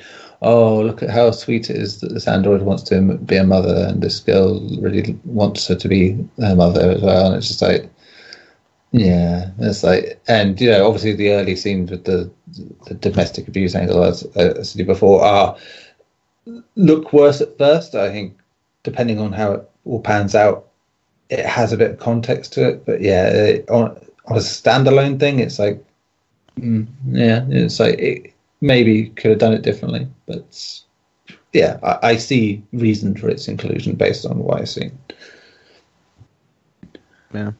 But yeah, to be honest, it's not the greatest thing in the world. It's probably the most refined Quantic Dream game there's been, in terms of just like doing things right, and not just in story-wise terms, but in terms of interaction and the like, and in world building. To be honest, as you said yourself, just the details are there. They just don't get given enough time to breathe at the time, which is a shame, because there's plenty to love in that world.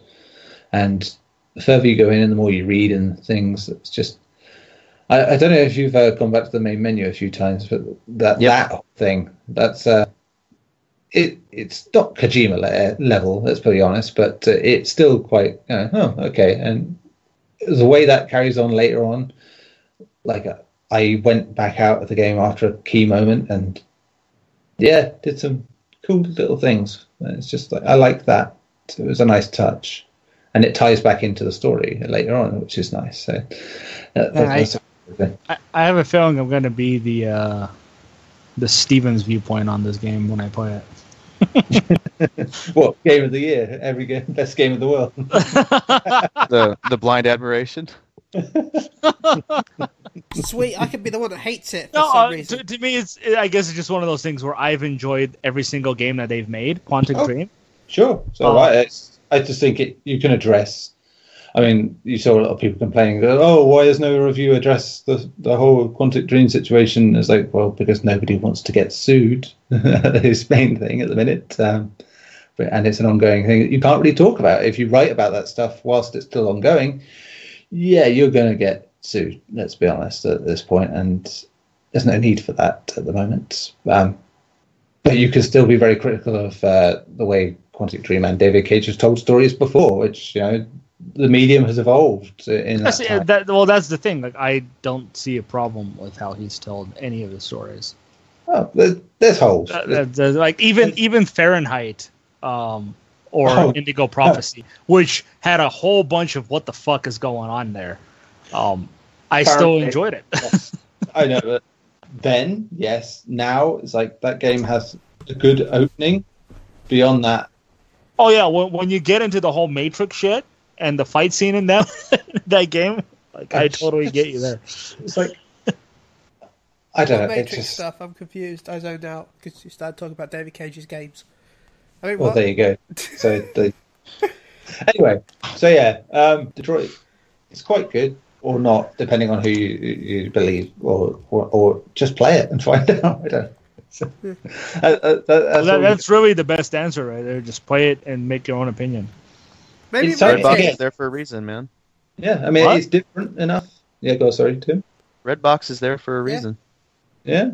Or whatever service that Neil uses that I keep forgetting to use because I forget what it's called.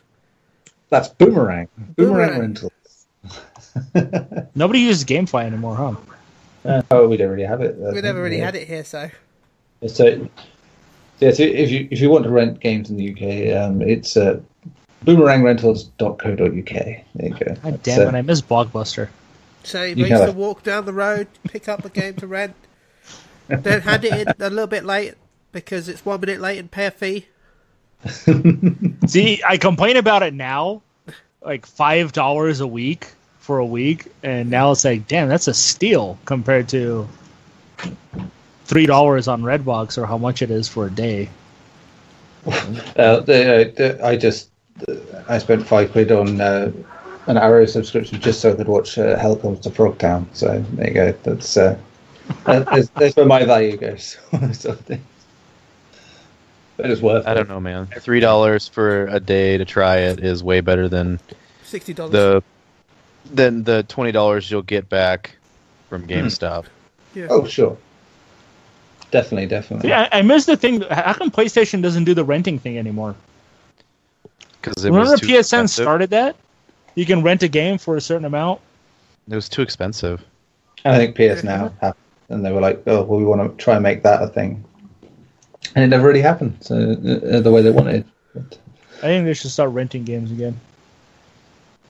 yeah, I'm sure they will in time. Once streaming tech's back to working well in the next generation, I think it will be something they do a bit more. Because why not? Yeah. Yeah, so there you go, Detroit. Tim, did you play anything else? I've been reviewing a game, but I don't know if it's under embargo or not because it's not out for another while. And I'm just going to leave it. Just say it exists, it plays because it has controls and it's something. Yeah, the game exists, and I played it, and I have thoughts. There you go. That's too Buttons much. were pressed in orders that were... I hope David Cage doesn't come after me now. That's weird. Just after Gary talking about the Astrobot game, it's just popped up on Twitter. That's odd. What's popped up? What's popped up about it? Synchronicity. All I know is recapping Dream everything. Projects has appeared on notifications for me. And awful British shopping music. I want to click Perfect. that. I want Astrobot now. Well, I want dreams now, but we can't always have what we want, Gary. Yes, we can. We can go to the studio, steal their hard copy or whatever they're working on, and go to prison. At least you'll get to play before everybody else. That means you have to make it home and be able to play it before you get caught. People steal E3 demos all the time, so... Yeah. And That's why we I remember don't take somebody E3. stole the Metal Gear Solid 3 demo, I think it was, from E3, and then tried to sell it. And because he tried to sell it on eBay, he got busted. Dumb. Like an idiot. Dumb. What did he Why would you want to sell it? Just keep it. Why I'd be did like, he try and sell it as eBay listing? Metal Gear Solid 2+1 secret demo. I don't know. But he tried to sell it on eBay, and that's how they caught it at. 2+1 secret demo. No one will ever be able to figure it out. Kojima himself is baffled by such code. The master of misdirection has no clue what's going on. Which I like that story this week that Mads Mikkelsen, Hannibal Lecter himself, was confused by Hideo Kojima's concepts. I just love it. I love that he's just going. I love. He does. I don't understand.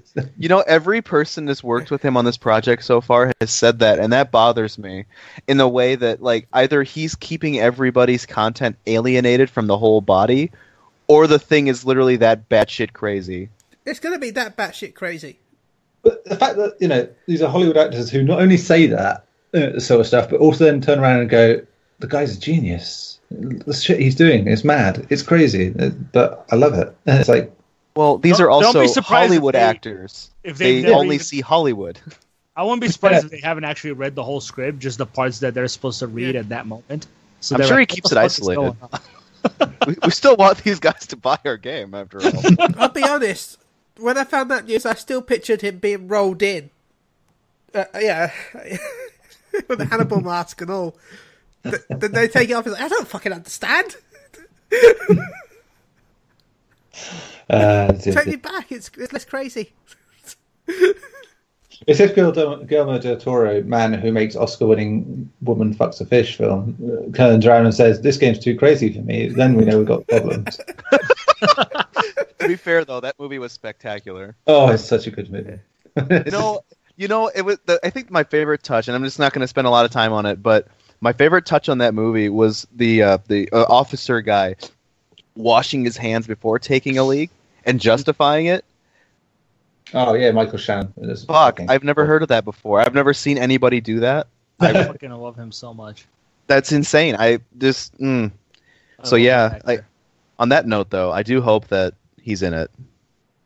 I do hope that he's Michael. No, Guillermo del Toro. I hope that he's. All right. I really hope he is. Yeah.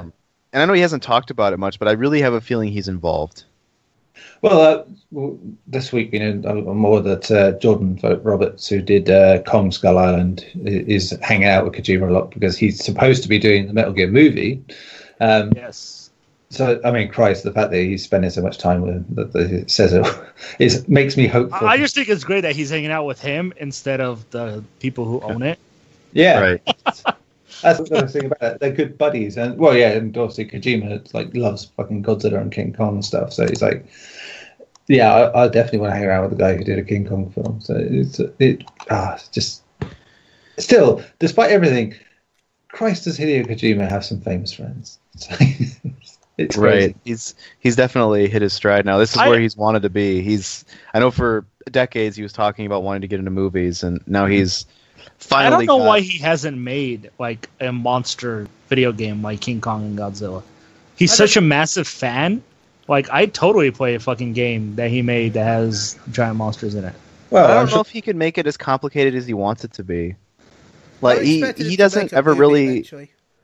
I mean, he's made Boktai, but, that was just like a 5-minute project. But, if he really wants to put his heart into something, I feel like it's not going to be a monster movie.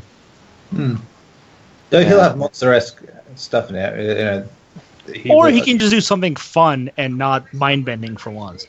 Oh, dude. No, don't. Come on. That's like... No, I'm sorry. I think a game where you play as a giant monster or soldiers or something trying to stop a giant monster, he can do a lot with it. I'm sorry. I think he can do a lot with it. But I'd like telling Yoko Taro to go and make a management game. You're wasting your time. Okay, so actually a really good example of this, and I'm going to compare it to Genius, is Beethoven's Eine kleine Nachtmusik. He made that for somebody else. He hated that piece of work. He made it because somebody wanted him to. It's a humongous popular thing, like one of the few things that people know from Beethoven, but he despised the shit out of it. And it's some of his least complicated work. He does not want to be doing that. I promise you, Kojima does not want to be doing simple, fluffy stuff. No. All I can say right now about Death Stranding is, in my opinion, this is his first real game since Metal Gear Solid. Yep. There's Boktai and stuff, but he didn't really do that one. That was a whole different team. He was just a part of it. Same with Zone of the Enders. Like, he was a part of it, but it wasn't his game. To me, I think he has to prove a lot with this game. And I know everybody has faith in him because of Metal Gear Solid, but after 5, I've lost a lot of faith. If anything, it emboldened my faith. To me, it's one of those things where I'm hoping he can prove that Metal Gear really isn't the only thing he can do. Right. But I would say that it's not, because if 5 is of any importance to the industry, it's on showing what true snarky espionage is against a corporate monster. Mm-hmm. Yeah, I mean, the only reason I say this is we've seen so many developers who've left their franchise essentially disappear. Like Kenji Inafune, Mega Man. He tried to go and make a Mega Man that wasn't Mega Man, and we saw how that turned out. It turned out pretty 6 out of 10, to be fair. even Shinji Mikami, with Resident Evil, he left, and he did, in my opinion, a fun game in Shadows of the Damned. Oh, dude. Yeah. Yeah. Oh, yeah. But it was literally one of the worst-selling video games of all time. That's the thing, though. Like, fuck, man, that game was special. I don't give a shit what people say.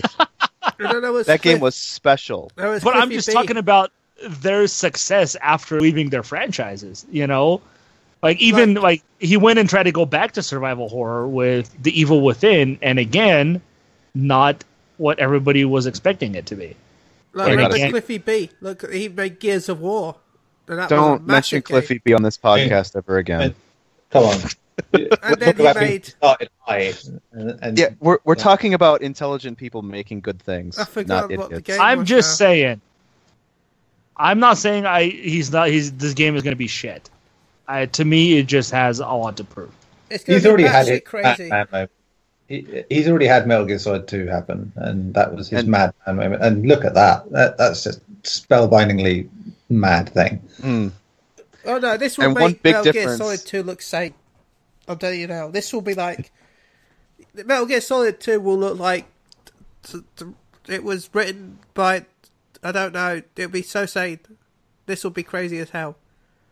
Like we don't even know what the fuck the game even is, even if it's a game or a fucking interactive movie like Beyond Two Souls or what David Cage has been doing. We have no idea what the hell this is. From the sound of it, it sounds very much like something that's very cooperative, but not. It just sounds very a very Kojima take where everyone's participating in a greater good.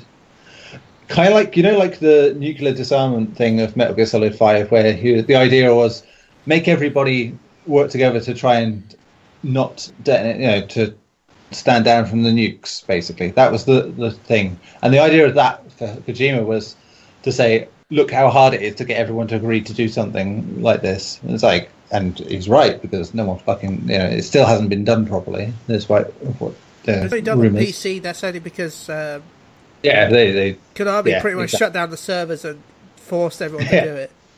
Exactly. So yeah, it shows that, and that you could essentially be seen as the nukes going off and killing everyone. So as it goes, but so I think it's like an extension of that, where it's going to have a very social side to it, where people can discuss it, something about the game. And the whole Inky Footprints thing, maybe like people in different versions of the same world, and there's so many cool theories out there about it, but we'll see more soon next month. So hopefully we'll get more of an idea of what it is. Oh my god! What if it does announce it that it's going to be out this year? What if? I don't think I could handle. I think it will be. I think it will. I'd be shocked if it comes out this year, because Sony has too many games coming out this year, and Sony doesn't really release games past a certain date. Sony only has Spider-Man left this year. I mean, possibly Dreams. they'll have Dreams. There are streams in Astro Bot. God. I think Kingdom Hearts is multi-format. Is that multi-format? Yeah, now? Kingdom Hearts multi-format's on Xbox One. And yes. PC, I think, as well. Yeah. But, so it makes sense. You're forgetting Yakuza Kiwami 2 and Yakuza 3, so that's But Sony doesn't really release after September, so... Depends. They'll release one thing late in the year just to say, there you go. Yeah. It's like, we don't mind when this goes out, because we're hoping I don't think that'd be a game like Death Stranding, though. I think the money they've invested, I don't think they'll just say, it's here. I think there's going to be more. It's out now. I think there's just too much. Even if you take out Red Dead, I think there's other things coming this year that aren't announced yet. I'm calling February 2019 for it. I don't mind. I will carry on waiting if it means we get the full batshit lunacy of it. That's it. And I want the collector's edition to be something really just mental. Like it comes with the foot thing. The baby in the jar. Yeah. Yeah. Imagine walking out of game with that at midnight. It's like, what the fuck is that there? It's a baby in a jar. I mean, but it's signed by Kojima. Yeah. It's fine. It should be but it should be the baby in a jar. And the baby's holding a copy of the game. Oh my word! And it cries and poops as well. I want that to be the thing. One of those fake dolls that cries and pees and poops. I'm sure you guys have seen that. So somewhere in all that, we were talking about what we've been playing, and I don't know where that came from. There you go. Tangents are back in a big way. So I suppose, Tim, did you talk about everything? Yeah. The things that I feel like I could, but yeah. Sure. That was it. Then there was somehow that got us to Death Stranding, and And then collector edition's about babies in jars. It's a smooth transition. I tell you what, the Dead Island Torso Collector's Edition would be beaten finally, I think, for most tasteless Collector's Edition. But I would still want it, all the same. I suppose that leaves me. I've already talked about Detroit. Can't talk about some of the things I played because they're on Nintendo, and I have to keep that rule, otherwise Gary will be let off the leash. And no, please talk on Nintendo all you want, man. Also, I reviewed the Sega Mega Drive Classics this week, which is I've played all those games many times before. Like I said, I think it's about the sixth copy of Sonic the Hedgehog I own now, so that's great. Never enough. That's another year where I've finished that game, which is going on every year since it came out 1992, I think. So, yeah, been a I while. should go check because I still have it on Mega Drive. In fact, my copy of Sonic 3D still has its price on it. Nice. It was £65. Oh man, I remember that when that was the only present I was allowed for one birthday was a copy of Streets of Rage 2, just because it was so bloody expensive. Yeah, you only got one present. And now Streets of Rage 2 is the only present you need, baby. And now I've got many copies that have cost less than that in total. It's like, yeah, I remember back in the day where you could have one game and it'd have to last you forever. My God, yeah. But yeah, just going back playing these games again. Yes, I played them last year as well, which I think the arcade stick was the reason for doing it last year. There's always a reason to play these games. Unfortunately, it meant that I had to play Altered Beast again, and I regret that. Again, I keep saying, why do they keep putting it in the collection? Because it's shit, and it should never be remembered for anything other than that. And yet, I always end up playing Altered Beast every single time. Because you hope that maybe you're playing it wrong, and it might be good one day. And then you realise, no, because it's Altered Beast. That's never the case. It was never good. Never Just like case. Super Thunderblade and that, and Flicky. Those games are dog Flicky shit. was so bad. Yeah, It was the worst game ever.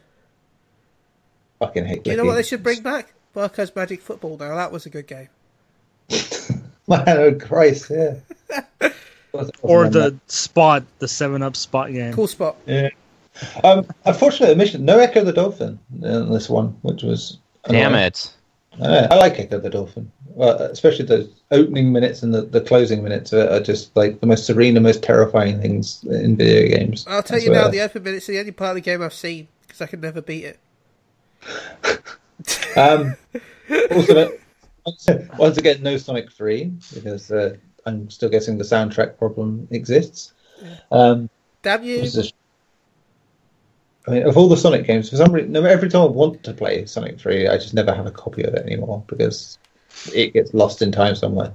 The most I've played of Sonic 3 is the bits that are in Sonic Mania now, so that's it. It's very weird going back to old Sonic games after Sonic Mania, though, because Mania is so much more fluid in how it does it, and it just felt...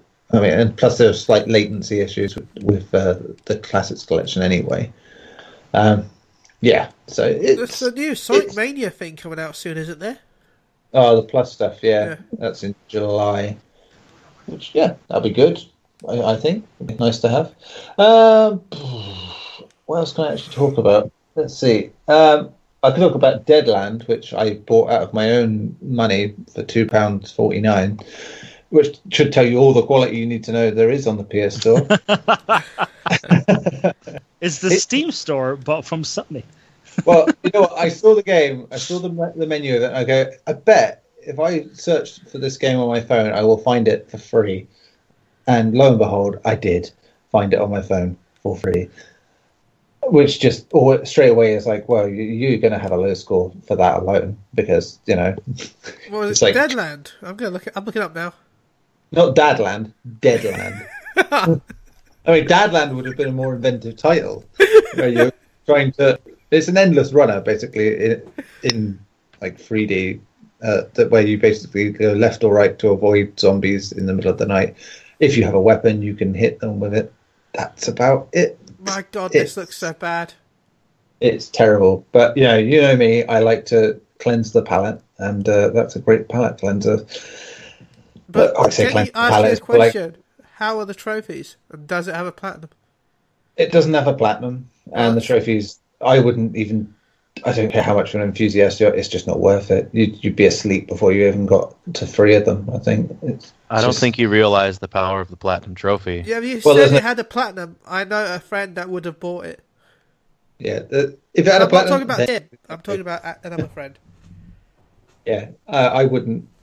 This is not good. It's not the worst thing ever because it's very functional and yeah, it's an endless runner, but it's just nothing to it. It's just dull. Even the name, Dead Land, it's just like you're just picking the 2 dullest words you could to say. Like Snake Land. Yeah, I mean, it's a zombie game. Movie, by the way. We'll do a movie podcast one day, Gary. I promise. Can I be honest? Because I'm just saying. Many movies. Snake Land, man. Oh yes, so many movies, so little time. Vampire movie. Yeah, so Deadland, I was a fool for parting with my money. You needn't be, let's be honest. But I like doing that. That's my weirdness. That's gonna be the thing now. Like whenever a new game comes out, that's like an indie game. You quickly look it up on the App Store. And if it's there, you shouldn't buy it. Yeah.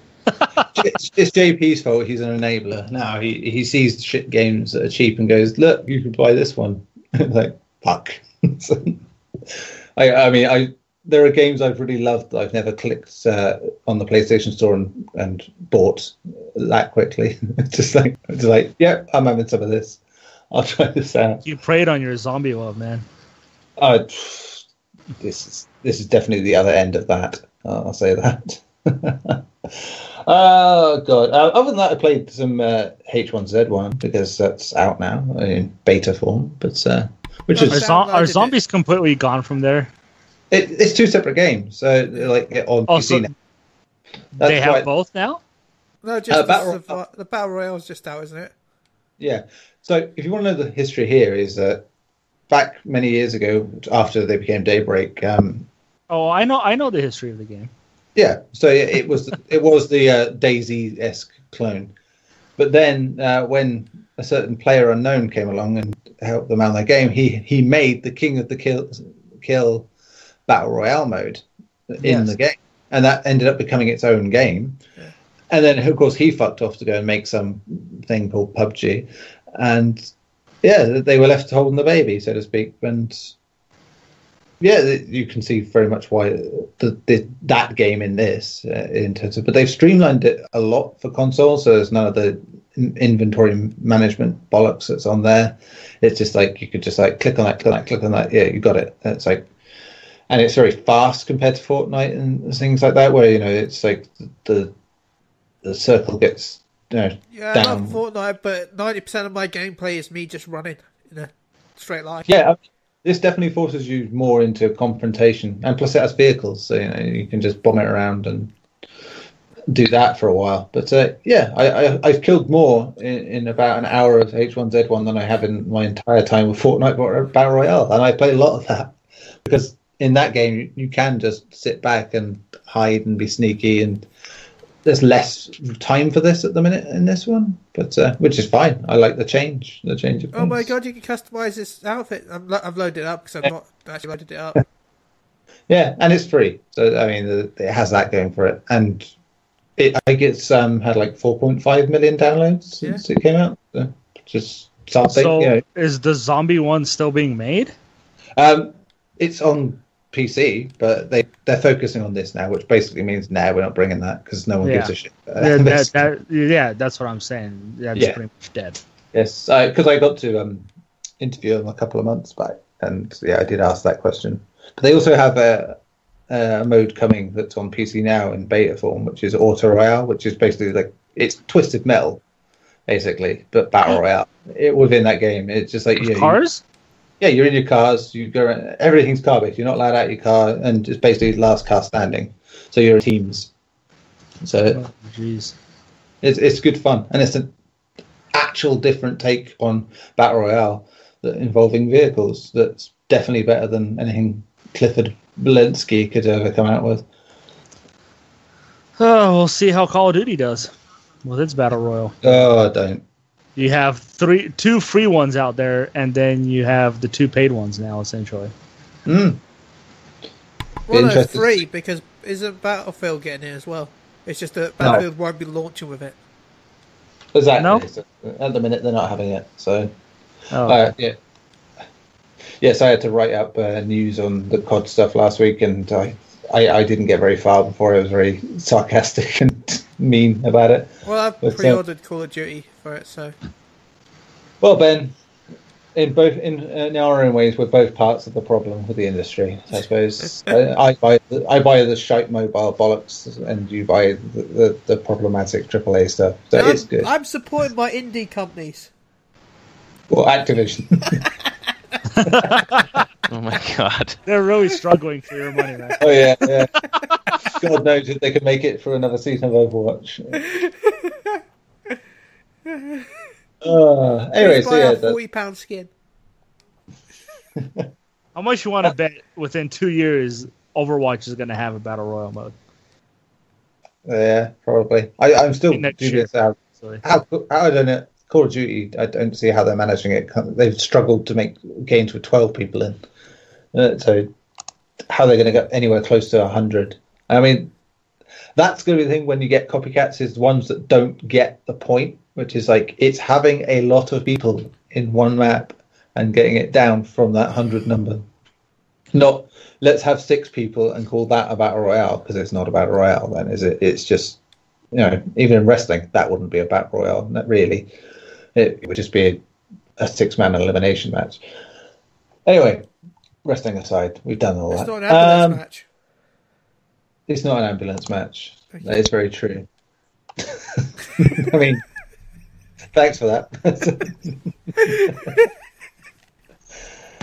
Right, we are clocking in quite late with this one, and there's still another podcast to go, would you believe? Which you've probably heard before this one. So we'll go back to Predictions League from last week, where we had Detroit Become Human and Dark Souls Remastered, going by the overall Metacritic score. We had, let's see, Detroit Become Human ended up on 79 after pretty much wavering on 80 most of the week, which had meant that Tim was going to win until then and carry on his winning streak. Unfortunately, he was just out on 81. Ben, you were well out on 89. Alfonso was out on 84. Chris was out on 88. I won on 78. Then we had Dark Souls Remastered, and unfortunately for us, Tim regained his little winning streak and was a point out of the 87 with his score of 86. I said 83, Ben said 82, Alfonso said 80, and Chris is probably going to God damn it someone right now because he picked 85. So this week, another 2 games, because we're playing Ketchup on the old points run. I suppose I should tell you what the points were first. So myself, Gary, and Alfonso all sit on 2 points, and Ben and Tim are tied for the lead now on 5 points. Coming for you, boy. So first we have the delightful, cheery, bright sunshine rainbow game that is Agony. And Tim, I will come to you in a second, but we'll start with Gary. 79. 79. You son of a bitch. Eat my butt. Okay. Give me my score back. That's the trade. Okay.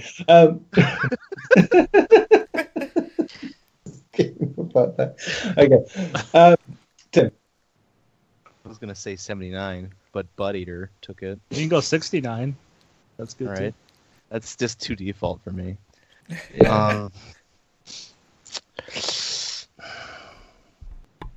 78. 78. I will go with 75. Ben. Well, that was the number I was going to go with, so I'm going to go with... So he's butt. I'm going to go with 72. 72. You can eat my butt. Now you're I'll getting save it. that for the missus. Wait, his Stunt. missus? Yeah, I guess now I'm confused. Ben's got a missus and he's been hiding her from us. What's going on? Next game.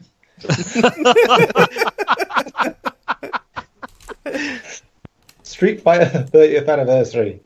Blah blah blah, whatever it is. I will start here and say it will get a respectable 81. Timothy. Oh God.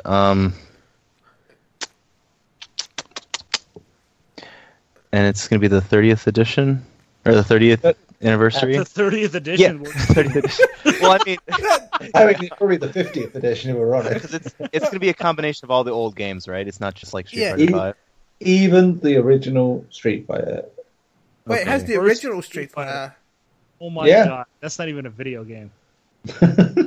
Okay, I think I'm liking. Oh boy. Oh boy! Oh boy! Oh, I'm boy. trying to juggle the Mickey voice as well as assume what the status quo within the gaming industry is going to put on this.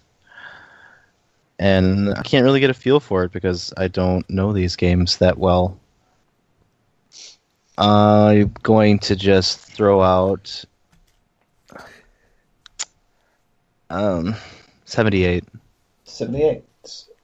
Benjo. 85. 85. I was going to go Okay. stupid and say like 100 and say this will finally rival Tony Hawk's Pro Skater 2 as the best game of all time. But I thought, no, I should enter this seriously. Someone's Slightly. got to knock that lanky smug prick off his perch. Nobody will because it is the greatest game of all time and has no flaws. Yeah, okay. I distinctly remember not being able to do combos when I was supposed to. All I know is that Superman song was the best and everything else didn't Well, that was in matter the again. first game. So, you know. Wait, that was the first game, then fuck the second game because that's the best one. Yeah, I think what you're talking about is Power Man, not Superman. I don't No. care. Goldfinger's a Yeah. good song. The ska punk Yeah. hit that made me listen to Goldfinger for too long until I realised that they were a bit loony. Despite having some very great core values, I have to add. Gary. Yes. This is really hard for me because Street Fighter Alpha 3 alone is like a 90 to me. Sure. So these collections really always piss me off because you see games in those collections that have scored so high, but yet when they're bundled with other games, all of a sudden they're not as good for some reason. What were the numbers that you guys said already? Well, we can't tell you that. That'll be fair. Gosh. No, I picked 85 and I think Tim picked some number. And Neil, 78. I don't think he's picked yet. I did. I picked 81. Okay. As I said before, you can pick the same number as someone. It is fine. I'm gonna go with 83. 83. We are such say Sallies, aren't we? With our point scoring. Well, it has Street Fighter 4 in it, right? No. Only if you pre-order it. Yeah, only So if you pre-order. what they're It's- saying is don't pre-order it.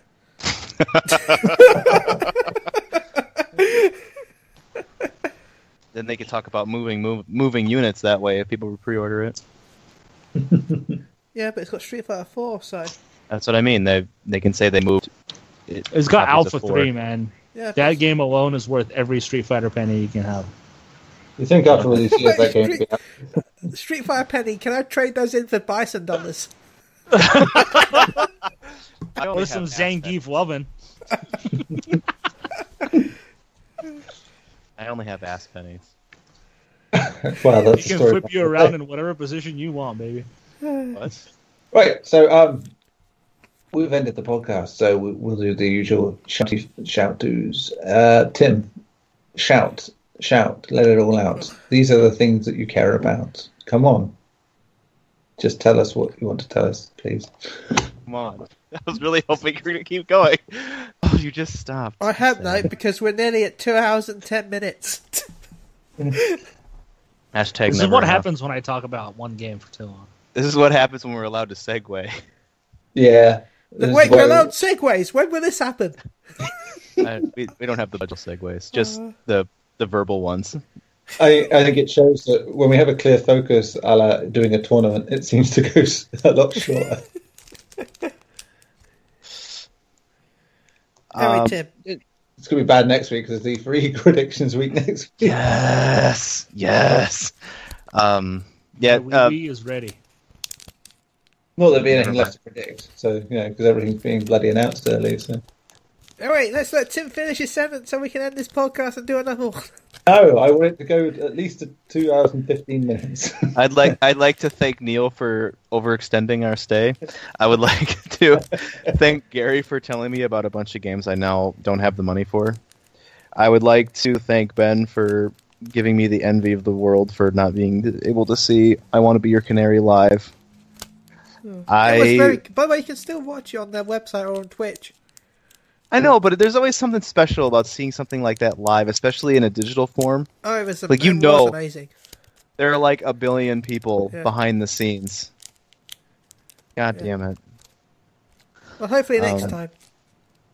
Hopefully next time. The general listeners, thank you for sharing in my anguishes. And Fonzie, miss you. Love you. Where you been? Yeah. We already told you his bakery shop.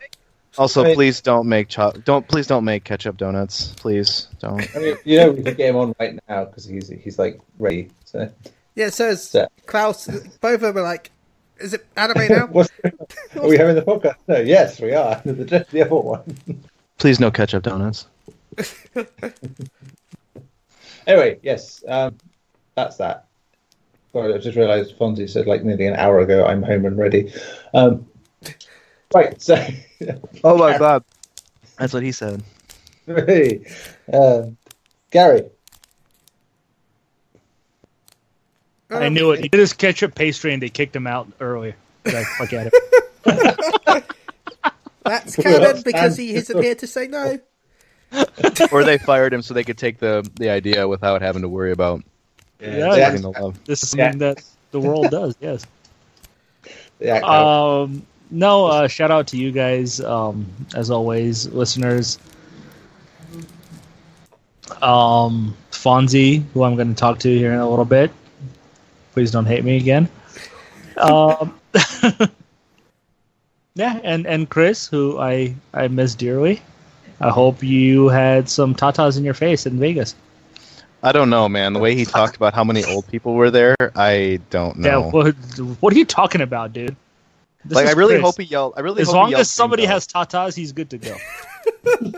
So he's the Ron White of the group. Is that what you're saying?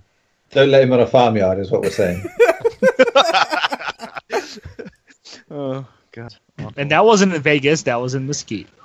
I really hope he yelled bingo because he probably would have died. Oh my God, that's an edge. Oh, I got a story for that for another time. Anyway. Yeah. Who else hasn't talked? Ben. Okay. I'd like to shout to Klaus at Pinkstown Radio with Luna, Sarah, and me, of course. A shout out to Moogle Go Rubber. A shout out to Stage Reborn. Shout out to Evolve American, girlfriend's favourite streamer at twitch.tv/64mel. A shout out to Master Radio at twitch.tv/Master Radio. And shout out to all of us on here. Thank you. As always, it was a good show. Yeah, you're all wonderful people. No, that's all I'm going to say. We'll see you next week. Taddy bye.